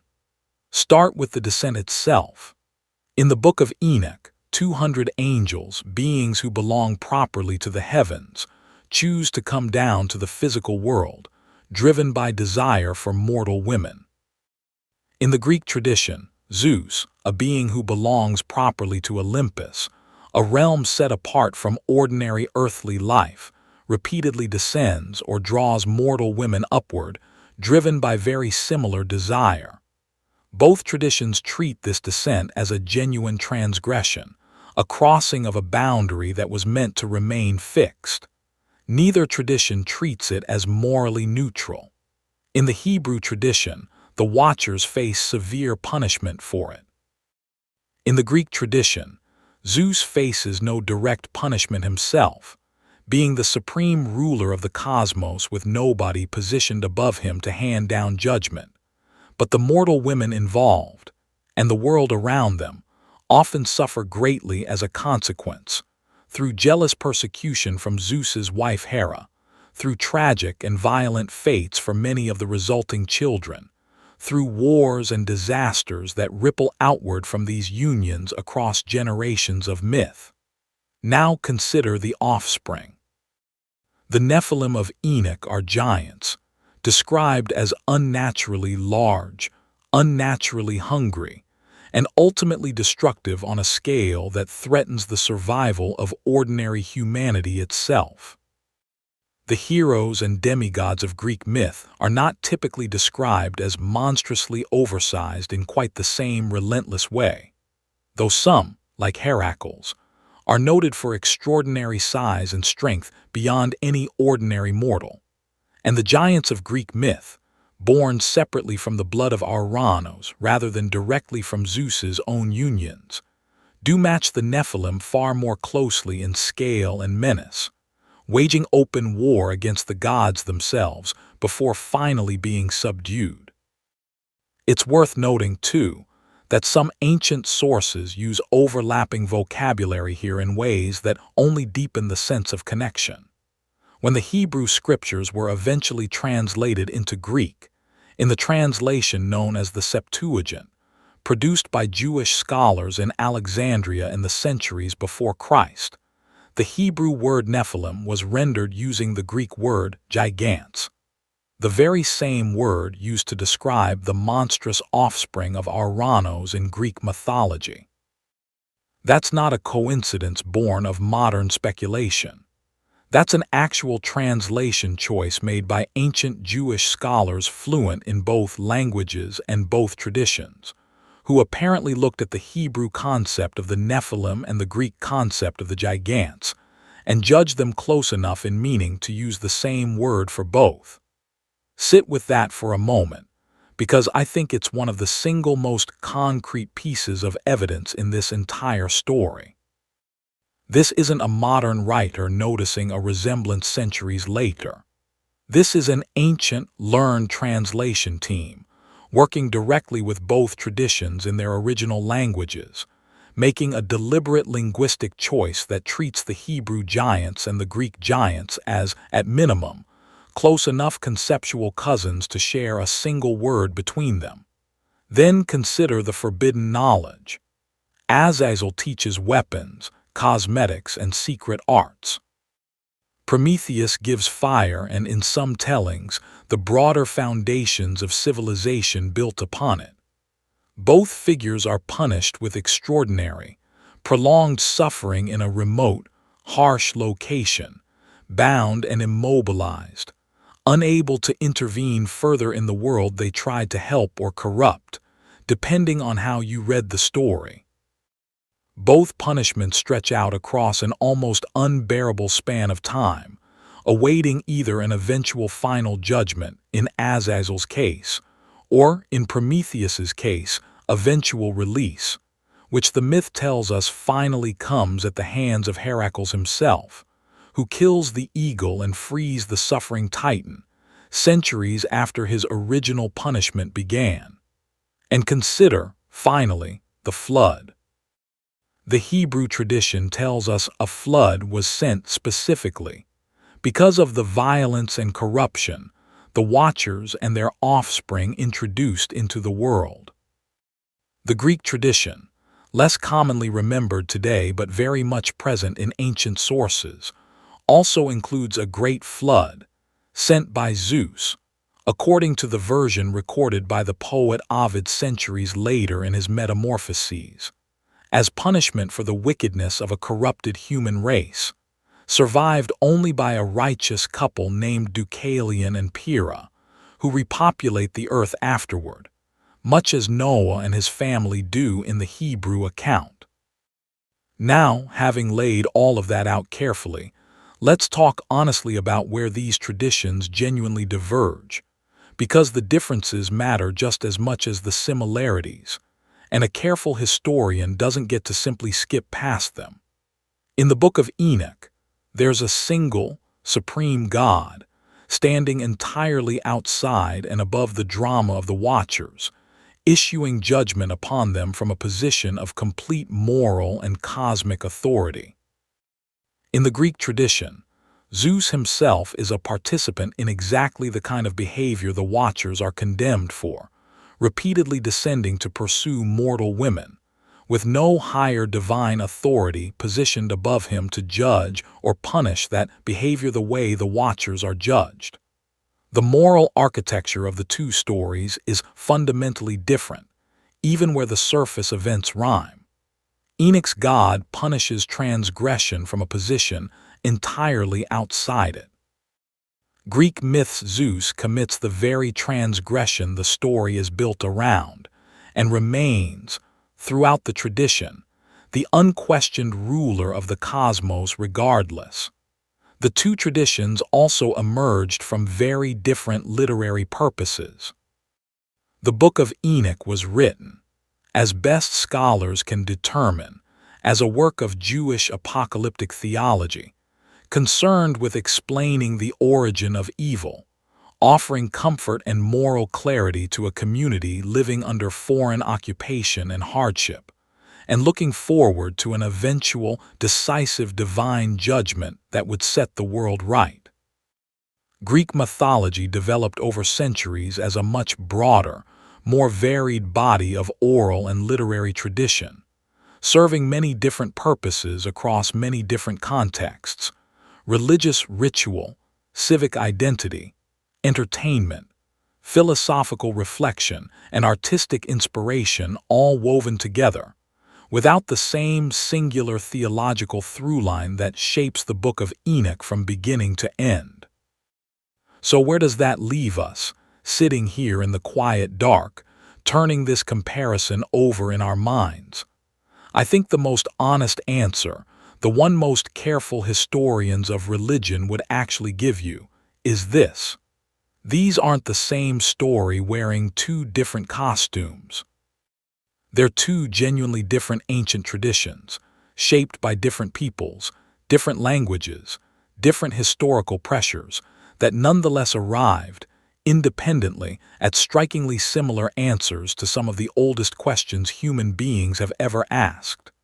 Where does dangerous knowledge come from? Why do the powerful so often prey upon the vulnerable? Why does the world sometimes feel as though it's inherited a wound from some earlier, more chaotic age? And what happens to beings, divine or otherwise, who reach for something that was never meant to be theirs? Early Christian writers like Justin Martyr and Tertullian looked at this resemblance and drew a bold, literal theological conclusion: that the Greek gods were quite literally the same fallen beings described in Enoch, actively deceiving humanity under new names.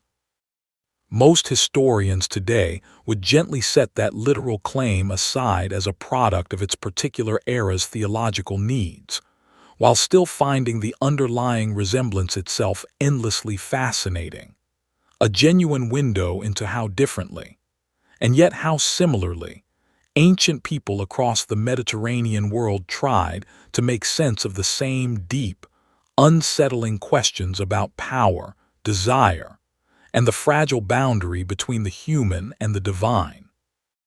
Why the book was left out, we touched earlier on how the Book of Enoch nearly vanished from history, preserved mainly through the quiet faithfulness of the Ethiopian church. But I want to go a little deeper now into why, exactly, it was set aside in the first place, because the reasons turn out to be just as revealing as the content of the book itself. It's worth remembering that the Book of Enoch was never universally accepted, even within ancient Judaism, in the way texts like Genesis or Isaiah were. It circulated widely, and clearly influenced a great deal of Jewish thought during the Second Temple period, but it doesn't appear in the Hebrew Bible as it was eventually finalized by rabbinic authorities in the centuries after the Temple's destruction in the year 70 of the Common Era. Jewish tradition after that point moved in a somewhat different theological direction, growing increasingly cautious about speculative literature involving angels, demons, and cosmic visions. Perhaps in part, as a reaction against the way such ideas had been embraced and elaborated by the emerging Christian movement, and perhaps simply reflecting a broader shift toward the more legally and ethically focused rabbinic tradition that came to define Judaism in the following centuries. On the Christian side, the story is a little more gradual and a little more contested. As we discussed, writers like Justin Martyr and Tertullian in the 2nd and 3rd centuries treated the Book of Enoch with real seriousness, even reverence. But by the 4th and 5th centuries, as Christianity moved from a persecuted minority faith to the official religion of the Roman Empire, and as church councils and influential theologians worked to establish a fixed, agreed-upon biblical canon, opinion on Enoch shifted. The influential North African Bishop Augustine of Hippo, writing in the early 5th century, one of the most important theological voices in the entire history of Western Christianity, argued that while Enoch had certainly existed as a real historical figure, the book attributed to him could not possibly be authentic scripture, precisely because it hadn't been preserved by the Jewish tradition as part of their own recognized canon, and because, in his judgment, its age and unusual content made its authenticity doubtful. There's a practical, almost administrative dimension to this story too, one that's easy to overlook amid all the theological debate. As Christianity spread and formalized across a vast empire, church authorities increasingly wanted a fixed, stable, universally agreed set of texts, partly to guard against a proliferation of competing gospels, visions, and revelations that had begun circulating in various Christian communities, some of which church leaders considered genuinely dangerous or misleading. In that environment, a text as vivid, strange, and open to wild interpretation as the Book of Enoch, full of elaborate cosmic visions and detailed angelic hierarchies that went well beyond anything described in the books that would eventually form the accepted canon, became increasingly difficult to justify keeping in active theological use, whatever value earlier writers like Tertullian had once found in it. I think it's worth pausing here, in the quiet of this thought, to notice something a little melancholy about how religious canons actually form. It isn't usually a single dramatic moment, a council gathering to vote a particular book in or out with everyone in full agreement. It's a slow, uneven process, stretching across centuries, shaped by shifting theological priorities, regional differences, the personal influence of particular respected scholars, and the simple, practical challenge of what texts happen to be well copied and well preserved in the specific regions where the decisions were eventually made. The Book of Enoch didn't fail some kind of objective test of ancient authenticity. In fact, we now know, thanks to the Dead Sea Scrolls, that it really was ancient, older in fact than skeptical writers like Augustine had any way of confirming at the time. It simply lost a long, slow contest for institutional acceptance across most of the Christian world, even while one community, quietly and faithfully, in the highlands of Ethiopia, continued to hold onto it as genuine scripture the entire time. There's something worth sitting with in that, something that reaches beyond this particular book. So much of what any given generation considers settled and authoritative, whether in religion, in history, or simply in the stories a family chooses to keep telling around the fire, is really the survivor of a much larger, much messier field of possibility, most of which quietly faded away, not because it was proven false, but simply because fewer hands kept copying it, fewer voices kept telling it, until the thread grew thin and eventually, almost imperceptibly, broke. The Book of Enoch's thread very nearly broke too. It came astonishingly close to disappearing entirely, the way so many other ancient texts genuinely did vanish forever, lost without even a fragment or a second-hand quotation to mark that they ever existed at all.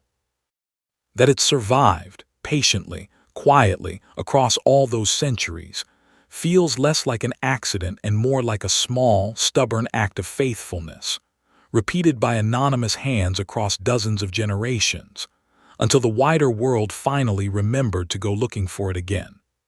Now let's widen the lens even further, because the deeper we go into this story tonight, the clearer it becomes that the Watchers and the Nephilim and Zeus and the Titans aren't really an isolated pair of resembling myths at all. They're just two especially well-documented examples of a pattern that shows up, again and again, in flood stories and giant stories told by peoples scattered across nearly every inhabited corner of the ancient world. Giants and floods around the world. Let's slow down even further here, because I want this chapter to feel less like an argument and more like a gentle tour, moving quietly from one ancient tradition to the next, noticing a shape that seems to repeat itself almost everywhere human beings have left behind a written or oral record. In Mesopotamia, centuries before the Book of Enoch was written, the Sumerians and later the Babylonians told stories about a race of beings called the Apkallu, 7 wise sages said to have brought civilization itself to humanity in the earliest ages of the world, teaching writing, agriculture, and the arts of temple building. Some later Mesopotamian traditions describe these figures with an increasing ambivalence, half revered as culture bringers, half regarded with suspicion as beings whose knowledge, however useful, had come from somewhere outside the properly human world entirely. It's not identical to the Watcher's tradition, but the underlying shape, once again, is a familiar one. Civilization's most foundational knowledge, arriving from beyond ordinary human effort, carried down by beings who exist somewhere between the human and the divine.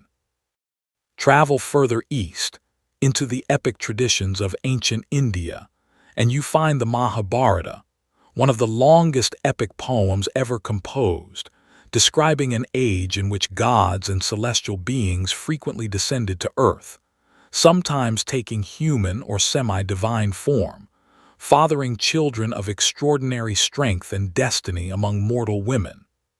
The great warrior Bhishma in that tradition is himself the son of the river goddess Ganga and a mortal king. Karna, one of the epic's most tragic figures, is secretly the son of the sun god Surya, born to a mortal princess who conceived him before her marriage through a divine boon, and who was forced, out of fear and social shame, to set her infant son adrift on a river shortly after his birth. Once again, we find the same underlying pattern, quietly reasserting itself in a tradition entirely unconnected, geographically and culturally, to either the Hebrew or Greek worlds. A god descends. A mortal woman is involved. A child is born who carries the weight and often the tragedy of standing between two worlds. Norse mythology, developing far to the north many centuries later, offers its own version of giants locked in ongoing conflict with the gods. The Jotnar, enormous beings who exist in a state of persistent tension with the Aesir gods of Asgard, sometimes at war, sometimes intermarrying, the boundary between god and giant never entirely stable or secure throughout the whole body of Norse myth. And Norse tradition, too, includes its own great flood, sent when the primordial giant Ymir is slain, and his blood floods the world so completely that it drowns nearly the entire race of frost giants, all but a single pair who managed to survive and repopulate their kind, echoing, once again, the same essential pattern we've now traced across half the ancient world. Across the Atlantic, entirely disconnected from any of these old world traditions, until well after these stories had already taken shape, Mesoamerican traditions like those recorded in the Popol Vuh, the sacred narrative of the Kayich Maya, describe multiple failed attempts by the gods to create humanity, including an age of wooden beings, animated but hollow and heartless, ultimately destroyed in a great flood sent because they had failed to properly honor their creators. Andean traditions, similarly developing entirely independently, include their own flood narratives, in which a devastating deluge wipes out a corrupted earlier humanity, sometimes leaving behind only a small number of survivors chosen to begin the world again. I want you to sit with the sheer breadth of this pattern for a moment, quietly, the way you might sit and watch snow gather on a windowsill. Peoples separated by vast oceans, by thousands of years, by languages that share no common root whatsoever, all of them independently arriving at strikingly similar stories.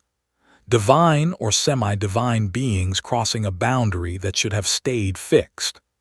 Children or peoples born from that crossing who grow too large, too dangerous, too disconnected from the humility and limitation that ordinary mortal life requires. And again, a great flood or some equivalent catastrophe sent to wash away the corruption and allow the world to begin again, cleaner, smaller, more careful than before. What are we actually looking at when we notice a pattern this widespread? I don't think the honest answer is some hidden, secret history connecting all of these cultures together, some single lost event that every culture on Earth somehow remembered in fragments. That kind of explanation, appealing as it might sound late at night, doesn't really hold up against what we actually know about how isolated many of these traditions were from one another, developing across genuinely separate timelines with no plausible means of contact. I think the more honest, and honestly more beautiful, explanation is this. Human beings everywhere, across every culture that has ever left behind a story, seem to share certain deep, recurring anxieties and hopes wired into the basic experience of being a fragile, mortal creature living beneath an incomprehensibly vast sky. The fear that some knowledge is too dangerous for us to hold safely. The fear that power, once it grows large enough, inevitably turns and consumes the very people it was meant to serve. The hope that even after the worst catastrophe imaginable, a small remnant might survive to begin again, wiser and more careful than before. These aren't ideas that needed to be passed physically from one culture to another. They're ideas that seem to arise naturally, again and again, wherever human beings gather around a fire and try to make sense of why the world is the way it is.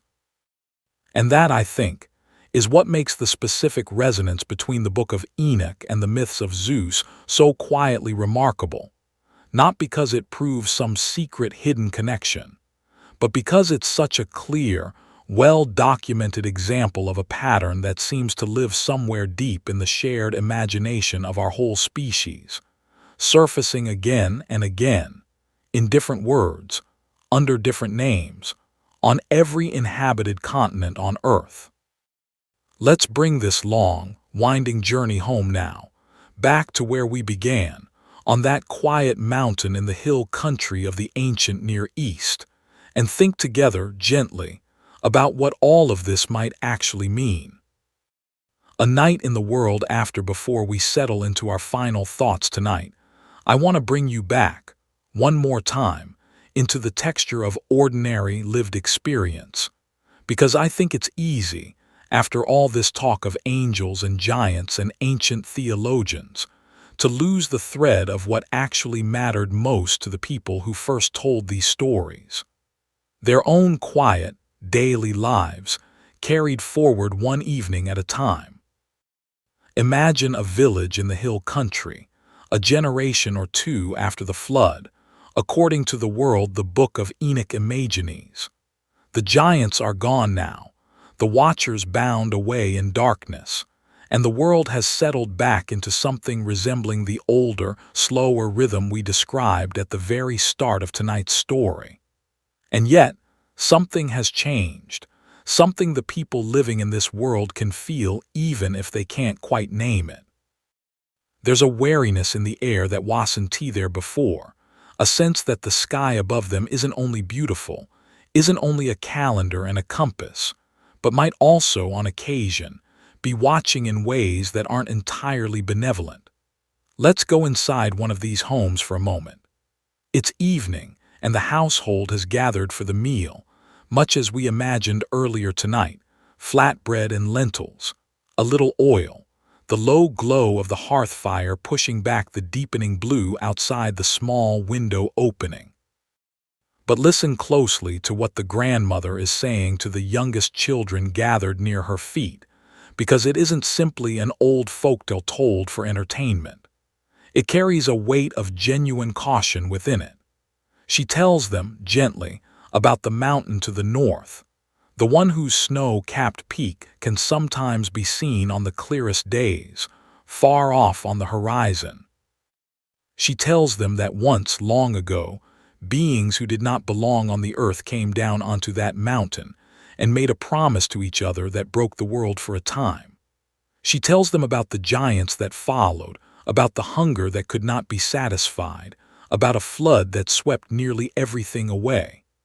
And then she tells them, quietly, the part of the story that matters most for children who still have their whole lives ahead of them. That knowledge itself is not the danger. Fire is not evil. Metal is not evil. The stars themselves are not evil. What went wrong, she tells them, is that these things arrived too fast, handed down all at once, without the patience and humility that should have accompanied them. I want you to notice how practical this moral actually is, stripped down to its essence. It isn't really a story warning children away from curiosity, or from learning, or from the tools and crafts that make a hard life a little easier to bear. It's a story about pace, about earning understanding slowly, about resisting the temptation of a shortcut that promises everything all at once.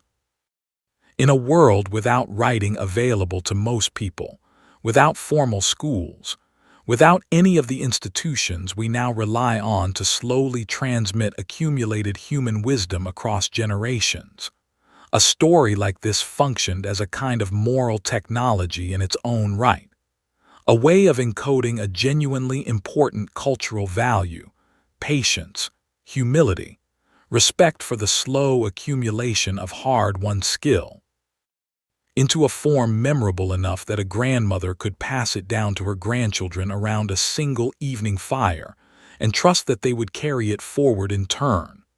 Outside, the night deepens further. Someone banks the fire down to a low bed of coals that will hold through the night, ready to be coaxed back to life at dawn. The animals shift and settle in their pen nearby. Somewhere in the distance, a dog barks once, twice, and then falls silent again. The stars come out in their full, uncountable abundance, exactly as they did on every clear night before the flood and every clear night since, indifferent in their own way to the enormous human drama that generations of storytellers had woven into their silent, distant light. And I think that's worth sitting with too, in the quiet dark of wherever you're listening tonight. The sky itself never changed through any of this. It was always simply there, vast and largely unknowable, doing exactly what stars and clouds and shifting weather have always done. What changed was the meaning human beings layered onto it, generation after generation, trying to make sense of a world that so often felt larger, stranger, and more dangerous than any single life could fully account for. The story of the Watchers, and the story of Zeus descending to earth in disguise, and every flood myth we trace tonight across every corner of the ancient world, were never really separate from that same ordinary human project. People, gathered around small fires in a very large, very dark world, trying to explain to their children why life is hard, why power so often corrupts, and why, despite everything, it always seems to remain possible to begin again. Let's carry that thought forward now, gently, into our final chapter tonight, where I want to talk a little about why stories like this one have never really gone away, and why, even now, in a world of electric light and satellite imagery that has mapped nearly every inch of the visible Earth, people are still drawn to sit quietly with the old question of whether something once came down from the sky and changed us. Why this story never really left us, it would be easy to imagine that a debate this old, rooted in 2nd century theology and Second Temple period Jewish literature, would have faded quietly into a footnote somewhere in a university library by now, of interest only to specialists in ancient religion. But that isn't quite what happened. The Book of Enoch, and the questions it raises about the Watchers, the Nephilim, and their strange resonance with the mythology of Zeus and the Titans, has continued to surface, again and again, across the centuries, in forms its original authors could never have anticipated. Part of this has to do with how genuinely strange and vivid the source material is. The Book of Enoch reads less like a dry theological treatise and more, in places, like a fever dream carried straight from the ancient world, full of vivid cosmic imagery, named angels with specific personalities and specific crimes, and an unflinching willingness to describe genuinely disturbing events, giants devouring the earth's production, blood crying out from the ground, a being bound in darkness beneath jagged rocks for an age. Stories with that kind of vivid, specific texture tend to survive in human memory and imagination, even when the institutions that once carried them officially move on, precisely because they lodge themselves somewhere deeper than mere doctrine, somewhere closer to the part of us that responds to a well-told story around a fire. In the centuries following the Reformation, as biblical scholarship in Europe grew more historically minded, more curious about the actual textual history behind Scripture rather than simply accepting inherited church tradition, interest in lost and apocryphal texts like the Book of Enoch experienced a real revival among scholars, feeding directly into the excitement that greeted James Bruce's manuscripts when he brought them back from Ethiopia in the late 18th century. As we discussed earlier tonight, throughout the 19th and 20th centuries, as biblical archaeology developed into a genuine academic discipline, and especially after the discovery of the Dead Sea Scrolls in 1947, confirmed the book's genuine ancient origins beyond any reasonable doubt. The Book of Enoch moved from being a curiosity discussed mainly by specialists into something closer to a recognized, serious piece of the broader puzzle of how ancient Judaism and early Christianity actually developed their theology of angels, demons, and the origin of evil. At the same time, running alongside this careful academic interest, a very different kind of fascination developed too, particularly from the middle of the 20th century onward, in popular culture, and in a genre of writing sometimes called ancient astronaut theory, which took the same basic imagery, beings descending from the sky, forbidden knowledge suddenly transmitted to humanity, monstrous or extraordinary offspring, and reinterpreted it through the lens of modern science fiction. suggesting these ancient accounts might actually describe encounters with extraterrestrial visitors rather than angels or gods in any traditional theological sense. I want to be honest with you here, the way I try to be honest with you every night, because I think it matters. That particular interpretation, however entertaining it might be to consider, isn't one that serious historians, archaeologists, or scholars of ancient religion generally accept, and it isn't one this channel is trying to promote as literal history. There's no verified physical evidence connecting the Book of Enoch or Greek mythology to visitors from beyond our own planet, and the scholars who have spent entire careers studying these texts in their original languages, situated carefully within the actual historical and cultural context of the ancient Near East and ancient Greece, generally understand these stories as exactly what we've spent tonight exploring together: profound, carefully crafted human attempts to grapple with real anxieties about power, knowledge, and the fragile order of the world, rather than literal historical reportage of otherworldly contact. But I think it's worth understanding why that more speculative interpretation caught on so widely anyway, because the reason isn't simply carelessness or gullibility. It's that these ancient texts genuinely do contain details specific enough, strange enough, and consistent enough across independent traditions that they invite a kind of pattern-seeking curiosity that's deeply, deeply human. We are a species that has always looked at the unexplained and reached instinctively for a story that makes it feel less random, less frightening, more connected to some larger, coherent explanation. The ancient authors of the Book of Enoch were doing exactly that. So were the poets who first sang the stories that Hesiod eventually wrote down about Zeus and the Titans. And so, in their own way, are the modern writers and audiences who continue returning to these old texts, looking for patterns, looking for connections, looking for some thread that ties the strange, scattered fragments of ancient testimony into a single, coherent shape. I don't think there's anything wrong with that impulse, as long as we hold it with a little humility, the same humility this channel tries to bring to every story we tell. It's entirely possible, and I'd say genuinely likely, to find the comparison between Azazel and Prometheus, between the Nephilim and the Gigantes, between the Watchers descending on Hermon and Zeus descending as a swan or a bull, or a shower of golden light.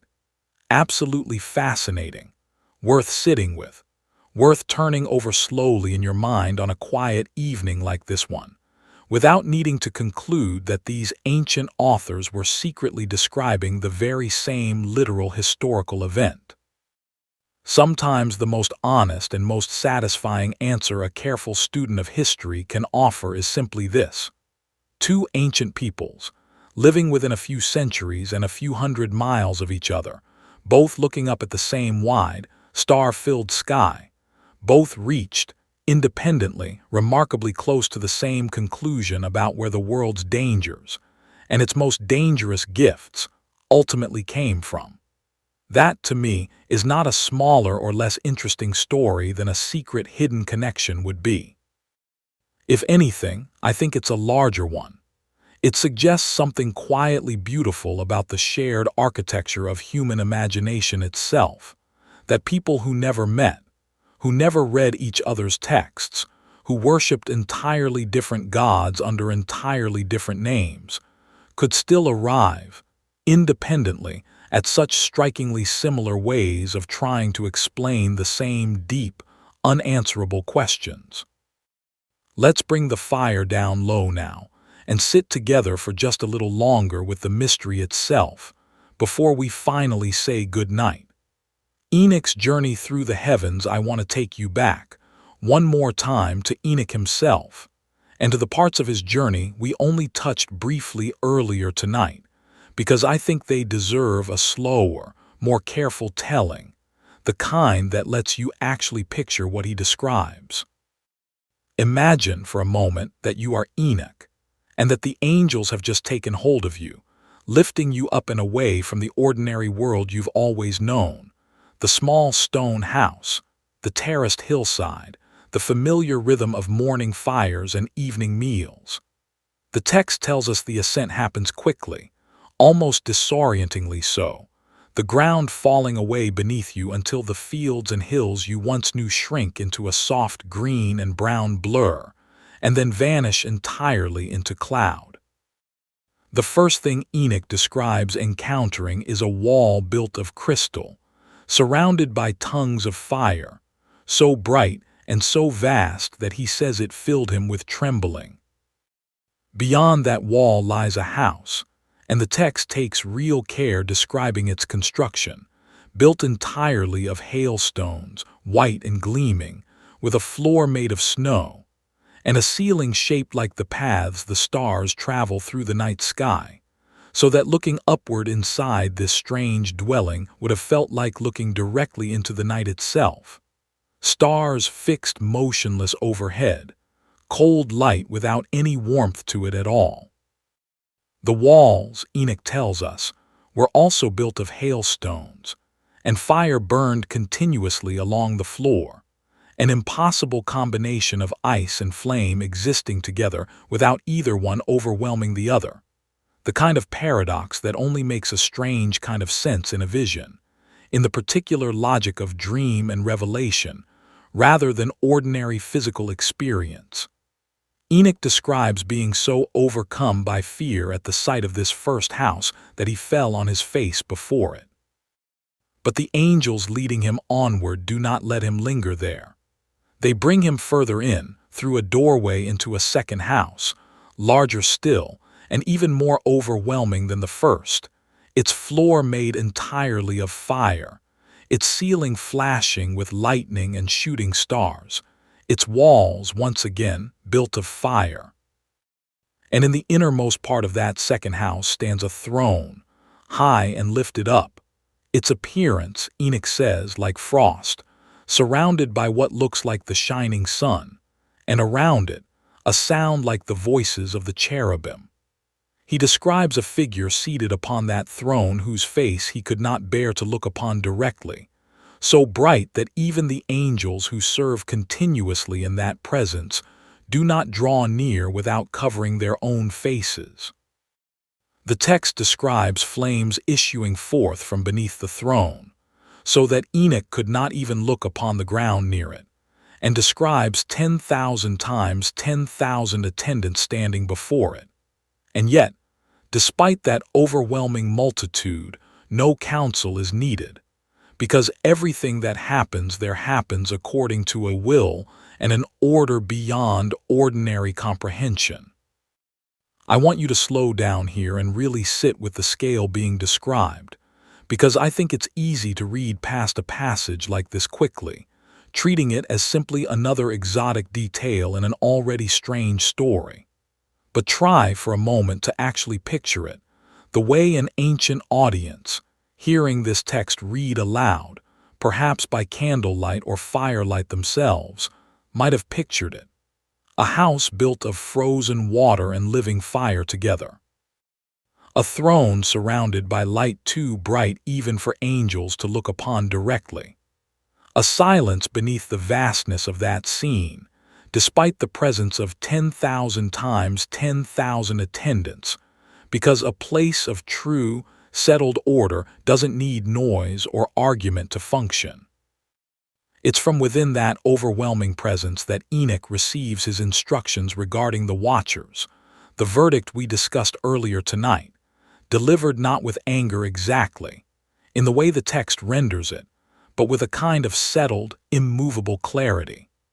The fallen ones had chosen mortality, chosen the fleeting pleasures of earthly desire over the eternal order they had once belonged to, and the consequence of that choice, once made, could not simply be undone through petition or regret.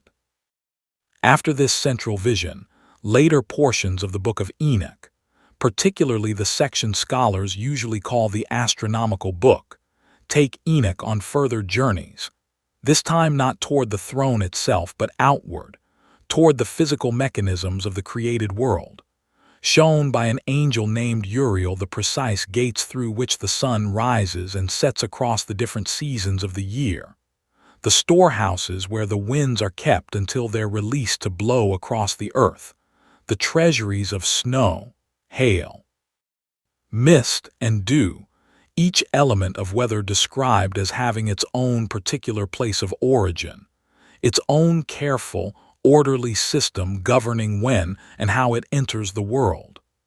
There's something quietly soothing, I think, in how much order this section of the text imagines underlying the natural world, even amid everything else in the story that speaks to chaos and corruption. Enoch is shown, in careful, almost technical detail, exactly how many days the sun spends rising from each of its 12 gates throughout the year, exactly how the moon's light waxes and wanes according to a fixed, calculable pattern, exactly how the length of daylight shifts gradually longer, and then gradually shorter as the seasons turn. For a community likely relying on exactly this kind of calendrical knowledge to know when to plant, when to harvest, when to observe their religious festivals, a vision like this would have functioned as something genuinely reassuring underneath its strangeness, a confirmation that however much chaos the Watchers had introduced into human affairs, the deeper structure of the created world, the sun and moon and stars in their courses, remained fixed, dependable, and orderly, exactly as it had always been. I find that detail worth carrying with you as we move toward the end of tonight's story. Underneath every account of chaos and corruption in the Book of Enoch, underneath the giants and the forbidden knowledge and the flood that wipes almost everything away, there remains this quiet, careful insistence that the deepest structures of the universe were never actually broken. The sun still rises through its gates. The moon still completes its slow, patient cycle. The stars still hold their appointed places. Whatever damage the Watchers caused, it happened within a much larger order that remained, throughout the entire ordeal, fundamentally stable, fundamentally trustworthy. The way the sky above your own home tonight, wherever you happen to be listening from, continues turning through its own ancient, dependable rhythm, entirely unbothered by whatever else might be happening in the world below it. Hubris, and the boundary that was never meant to move. There's a word the ancient Greeks used constantly throughout their literature, their tragedies, their philosophy, a word that I think ties everything we've explored tonight together more tightly than almost any other single concept. The word is hubris, and though it's often translated simply as pride or arrogance, its actual meaning runs a little deeper than that, closer to a specific kind of transgression, the violation of a natural boundary that exists between mortal and divine, between human limitation and cosmic order, a reaching for something that was never meant to belong to the one reaching for it. Greek tragedy, as a whole literary tradition, is built almost entirely around this single idea, examined from 100 different angles across the surviving plays of Aeschylus, Sophocles, and Euripides. A king believes his own judgment surpasses the wisdom of the gods, and disaster follows. A hero believes his own strength exempts him from ordinary human limitation, and disaster follows. Prometheus himself, in Aeschylus's telling, is repeatedly described using language of hubris, not necessarily because giving humanity fire was inherently wrong in some abstract moral sense, but because he took it upon himself to make that decision, overriding the boundary Zeus had deliberately established. Believing his own compassion for humanity gave him the right to act outside the order he was meant to respect. Now hold that concept up alongside the Book of Enoch's account of the Watchers, and notice how precisely it fits. The Watchers' original crime at its very root wasn't cruelty. It wasn't even, strictly speaking, desire itself, since desire alone is treated throughout ancient literature, both Hebrew and Greek, as a natural and often sympathetic force. The crime was the decision to act on that desire in a way that crossed a boundary, specifically established to keep the heavenly and earthly realms distinct from one another. Semjaza gathering the other Watchers on Hermon, extracting a mutual oath before any of them would commit to the plan, is a scene almost dripping with the particular texture of hubris, a group of powerful beings convincing themselves together that the boundary meant to constrain them individually could somehow be overcome collectively through mutual commitment and shared responsibility. It's worth noticing, too, that both traditions treat the resulting punishment not simply as retribution, in the sense of anger answered with anger, but as a kind of cosmic restoration, a forceful re-establishment of the boundary that had been violated. Azazel bound in darkness beneath jagged rocks, Prometheus chained to his remote mountain, his liver devoured and regenerated in endless repetition. Both punishments share this same essential shape, an eternal, unresolved suspension, holding the transgressor permanently at the exact boundary they once crossed, neither fully destroyed nor fully forgiven, frozen instead in a state that seems designed specifically to make the violated boundary visible and permanent for as long as the world continues to exist. I think there's something worth carrying forward from this, something that reaches well beyond the specific ancient texts we've spent tonight exploring. Nearly every culture that has left behind a substantial body of literature seems to have arrived, independently, at some version of this same basic insight, that certain kinds of overreach, however well-intentioned, however sympathetic the motivation behind them might genuinely be, tend to produce consequences that ripple outward far beyond what the original transgressor ever intended or could have controlled. Prometheus wanted to help humanity, and in the eyes of the myth, that compassionate desire doesn't erase the disaster of unleashing fire and civilization onto a world not yet ready to wield it wisely. The Watchers, at least in the more sympathetic readings of the text, are driven by something recognizably close to love, or at least desire, for the human women they married, and yet that same desire, once acted upon outside its proper boundary, unleashes generations of violence and suffering that neither they nor anyone else can fully contain once it begins. Sit with that for a moment, quietly, because I think it's the closest thing either tradition offers to a genuinely universal moral, one that doesn't require you to believe literally in Watchers or Titans or a snow and fire palace in the heavens to still feel its weight. Good intentions do not automatically produce good outcomes when the method chosen to pursue them ignores the careful, patient boundaries that usually exist for good reason, even when those reasons aren't immediately visible to the person eager to cross them. Slow, earned understanding, built up patiently across a whole life or a whole society, tends to hold up better over time than a sudden gift or a shortcut, however dazzling that shortcut might appear in the moment it first arrives. It's a quiet, almost gentle moral when you finally arrive at it, especially considering how much fire and violence and cosmic upheaval it takes both traditions to finally deliver it.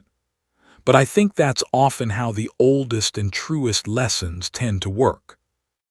They arrive wrapped in enormous, dramatic stories, giants and gods and floods that swallow the whole world, and yet, underneath all of that drama, they're usually trying to tell us something fairly simple, something that could just as easily be spoken quietly by a grandmother to a child sitting close beside her at the fire, sitting with the mystery we've traveled a long way together tonight. We started on a small hillside in the ancient Near East, in a house lit only by banked coals, watching a family wake before dawn to tend fields that had taken generations to build.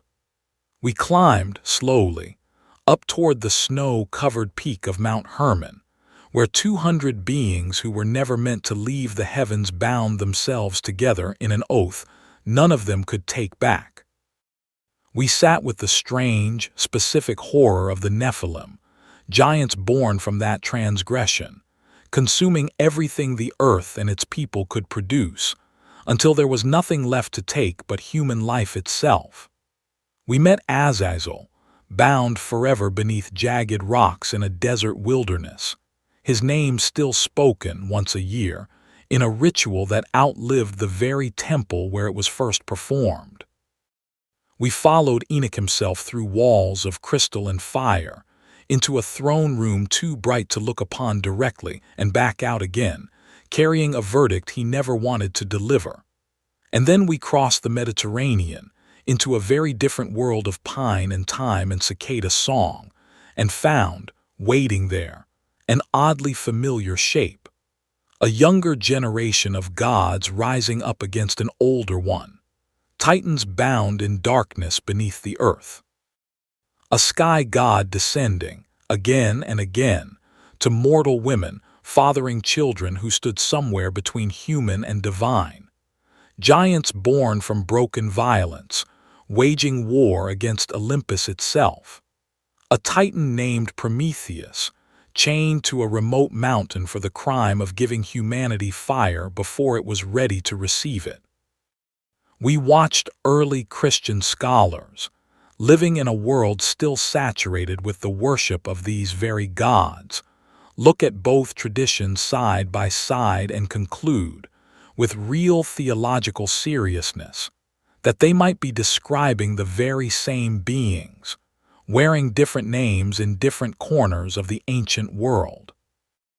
And we watched, too, as the Book of Enoch itself nearly vanished from human memory entirely, saved only by the patient, quiet faithfulness of monks in the highlands of Ethiopia, copying its strange visions onto fresh parchment for over 1,000 years, while the rest of the world forgot it had ever existed, until a Scottish explorer, and later, a set of scrolls sealed in desert caves for 2,000 years, brought it back into the light. So where does that leave us here at the end of the story, with the fire burned down low and the night fully settled in around us? I don't think tonight's story ends with a tidy answer, and honestly, I'm not sure it should. What we've traced together isn't a hidden conspiracy waiting to be uncovered, or a secret code buried in ancient texts for a clever enough reader to finally crack. It's something quieter and, I think, ultimately more moving than that. It's the record of human beings, scattered across centuries and continents and languages, all looking up at the same enormous, star-filled sky, and all arriving independently at strikingly similar ways of trying to explain the same deep, unanswerable questions. Where does our most dangerous knowledge come from? Why does power, once unleashed, so often turn and consume the very people it was meant to help? What happens to the world after the worst has already happened, and how does a people find its way to beginning again? The Book of Enoch and the myths of Zeus were never really in competition with each other, whatever the early Christian writers who first laid them side by side may have believed. They're better understood, I think, as two voices in an enormous, ongoing human conversation, one that started long before either text was written down and has never actually stopped, carried forward now in every culture that still tells stories about the boundary between what we're allowed to know and what we're not, about the cost of reaching too far, too fast, for something that was never meant to be grasped all at once. And maybe that's the real reason this particular comparison has never quite let go of the human imagination across all these centuries. Not because it promises some dramatic hidden truth waiting to be revealed, but because it reminds us, gently, that we are not the first people to lie awake wondering about these things. Long before any of us were born, in hill country villages and rocky Mediterranean hillsides alike, other human beings sat by other fires, wrapped in other blankets against the same cooling night air, and asked themselves nearly identical questions about power, knowledge, desire, and the strange, thin boundary that seems to separate the world we know from whatever lies just beyond it. They didn't have all the answers either. But they told their stories anyway, carefully, patiently, passing them from one generation to the next, trusting that the questions themselves were worth preserving even when the answers remained genuinely uncertain. And here we are, all these centuries later, still turning those same old questions over in the quiet dark, still finding something worth sitting with in stories about a mountain, a mutual oath, a race of giants, and a god who came down from the sky more times than anyone could ever fully count.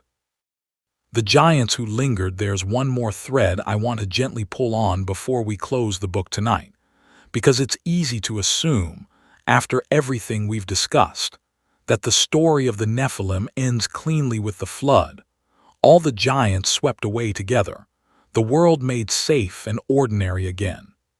But the Hebrew scriptures themselves don't actually tell it that way, and I think the way they don't tell it that way is worth sitting with for a moment. Centuries after the flood, according to the biblical narrative, as the Israelites approach the edge of the Promised Land after their long years of wandering in the wilderness, Moses sends 12 men ahead to scout the territory of Canaan, one representative chosen from each of the 12 tribes. They travel through the land for 40 days, and when they return, most of them bring back a report filled with genuine dread. The land is fertile, they say, rich with grapes so large that 2 men had to carry a single cluster on a pole between them. But the people living there, they report, are of great size, and among them they specifically name the descendants of Anak, a people they describe using a very particular, very loaded word, Nephilim. Sit with that for a moment. Generations after the flood was supposed to have ended the age of giants entirely, the scouts returning from Canaan use the exact same term the Book of Enoch and the Book of Genesis use for the monstrous offspring of the Watchers, describing living, present-day inhabitants of the land the Israelites are preparing to enter. The text doesn't pause to explain how this is possible, given that the flood was meant to have wiped out every trace of that earlier corrupted world. It simply reports the scouts' fear plainly and moves forward, leaving later readers, across thousands of years since, to wonder exactly how that continuity worked, whether it represents some surviving remnant, some independent recurrence of unusually large peoples given the same frightening name out of cultural memory rather than literal descent, or simply a loose, poetic use of a term that had, by this point, come to mean something closer to formidable warrior than literal giant offspring of angels. Whatever the explanation, the fear those scouts carried back with them proved powerful enough to shape the entire next chapter of the Israelite story. 10 of the 12 scouts recommend against attempting to enter the land at all, convinced the size and strength of its inhabitants make the conquest impossible. Only 2, Joshua and Caleb, argue that the Israelites should trust in divine assistance and proceed anyway. The majority report wins out, at least in terms of the people's emotional response, and according to the text, that failure of nerve, that fear rooted specifically in the memory and mythology of giants, results in an entire additional generation spent wandering in the wilderness before the conquest of Canaan is finally attempted again. Later books of the Hebrew Bible continue this thread further still. The Book of Deuteronomy describes a king named Og, ruler of Bashan, one of the last remaining figures explicitly identified as being of the remnant of the Rephaim, another term closely associated in the broader tradition with giants and with the shades or spirits of the dead.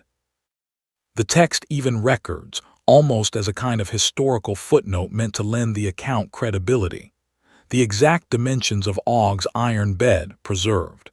The text tells us, in the city of Rabbah, roughly 13.5 feet long and 6 feet wide by conservative modern measurement. A detail included, it seems, specifically to reassure skeptical readers that this wasn't simply legend, that an actual physical object, viewable by anyone who traveled to see it, testified to the genuine, unusual size of this particular king. And in the story of David and Goliath, one of the most famous episodes in the entire Hebrew Bible, the giant warrior Goliath is explicitly identified as coming from Gath, one of the cities where, according to the Book of Joshua, a remnant of the Anakim had survived the earlier Israelite conquest. The text draws a direct, deliberate line connecting this famous single combat, small shepherd boy against enormous armored warrior, back through generations of tradition, all the way to the giants who had troubled the land since before the Israelites had ever arrived there. Giants whose ultimate ancestry, if you follow the thread carefully back through Numbers, back through Genesis, leads all the way to that mountain in the Book of Enoch. And the oath sworn there by 200 beings who were never supposed to leave the heavens at all. I find something quietly fitting in how the Hebrew tradition chose to end this particular thread, generations and centuries after it began. Not with the flood itself, not with a clean, final resolution wiping every trace of the giants away forever, but with an ordinary young shepherd, carrying nothing but a sling and a handful of stones gathered from a stream bed, standing across a valley from the last, lingering echo of that ancient corruption, and refusing to be afraid of its size. It's a small, human-scaled victory, deliberately positioned by the text as the true and lasting answer to a threat that had once required the intervention of archangels and a flood that drowned the entire world. Perhaps that, too, is part of the moral this whole long tradition was quietly building toward, across all those centuries of retelling. That however large and however ancient the shadow cast by a corrupted, forbidden past might grow, it can, in the end, still be answered by something as small as patient, and as ordinary as a single steady hand. The fire's almost out now, just a faint orange glow left in the coals, and I think that means it's about time for us to say good night. I'd love to know where you're listening from tonight, if you feel like sharing down in the comments before you drift off completely. Maybe you're curled up somewhere on the East Coast, where the night has already settled in fully hours ago. Maybe you're out west, where the evening is still winding down, the sky outside your window only just now fading into that deep, settled blue. Or maybe you're listening from somewhere entirely outside the United States, in a country where it's already tomorrow morning, or still yesterday afternoon, carrying this story with you into a completely different rhythm of light and dark than the one I'm imagining as I tell it. Whatever time it is where you are, and whatever corner of the world you're tucked into right now, I like knowing this little story has traveled that far to reach you. And if you're still awake enough to think it over, I'd genuinely love to hear your honest opinion on everything we walked through tonight. Do you find the resemblance between the Watchers and Zeus, between Azazel and Prometheus, between the Nephilim and the Gigantes, as striking as those early Christian scholars did all those centuries ago? Or does it feel to you more like what most historians would say today, two separate peoples, working independently, simply arriving at similar answers to the same old questions every culture eventually asks itself? There's no wrong answer here. This is exactly the kind of question people have been turning over quietly, by firelight, for thousands of years. And I think it's the kind of question that gets a little richer every time someone new sits with it and adds their own honest thought to the pile. So if you've got a moment before sleep finally takes you, leave a comment and let me know what you think. I read every single one, even if it takes me a while to get to them all. If tonight's story kept you good company, and if you'd like more slow, quiet evenings like this one, spent wandering through the strange and thoughtful corners of history together, I'd be really grateful if you considered subscribing. It doesn't cost anything. It just means this channel gets to keep finding you, gently, whenever we've got a new story ready. And if you know someone else who might enjoy drifting off to a story like this one, a friend who loves history, or someone who's always had trouble winding down at the end of a long day, feel free to pass this one along to them too. For now, though, I think it's time to let this particular fire burn all the way down. Somewhere out there tonight, the same sky that hung over that mountain in the ancient Near East, and over those pine-covered hills in ancient Greece, is stretched out quietly above wherever you happen to be lying right now, indifferent and enormous, and in its own patient way, exactly as beautiful as it's always been. You don't have to solve any of tonight's mysteries before you sleep. You don't have to decide, right now, whether Zeus and Azazel were ever truly the same story wearing two different names. You can just let the question rest there, gently the way every question this old eventually learns to rest, and let yourself drift off instead, warm and unhurried, into whatever comes next. Sleep well, buddy. I'll see you next time with another story from the quiet past.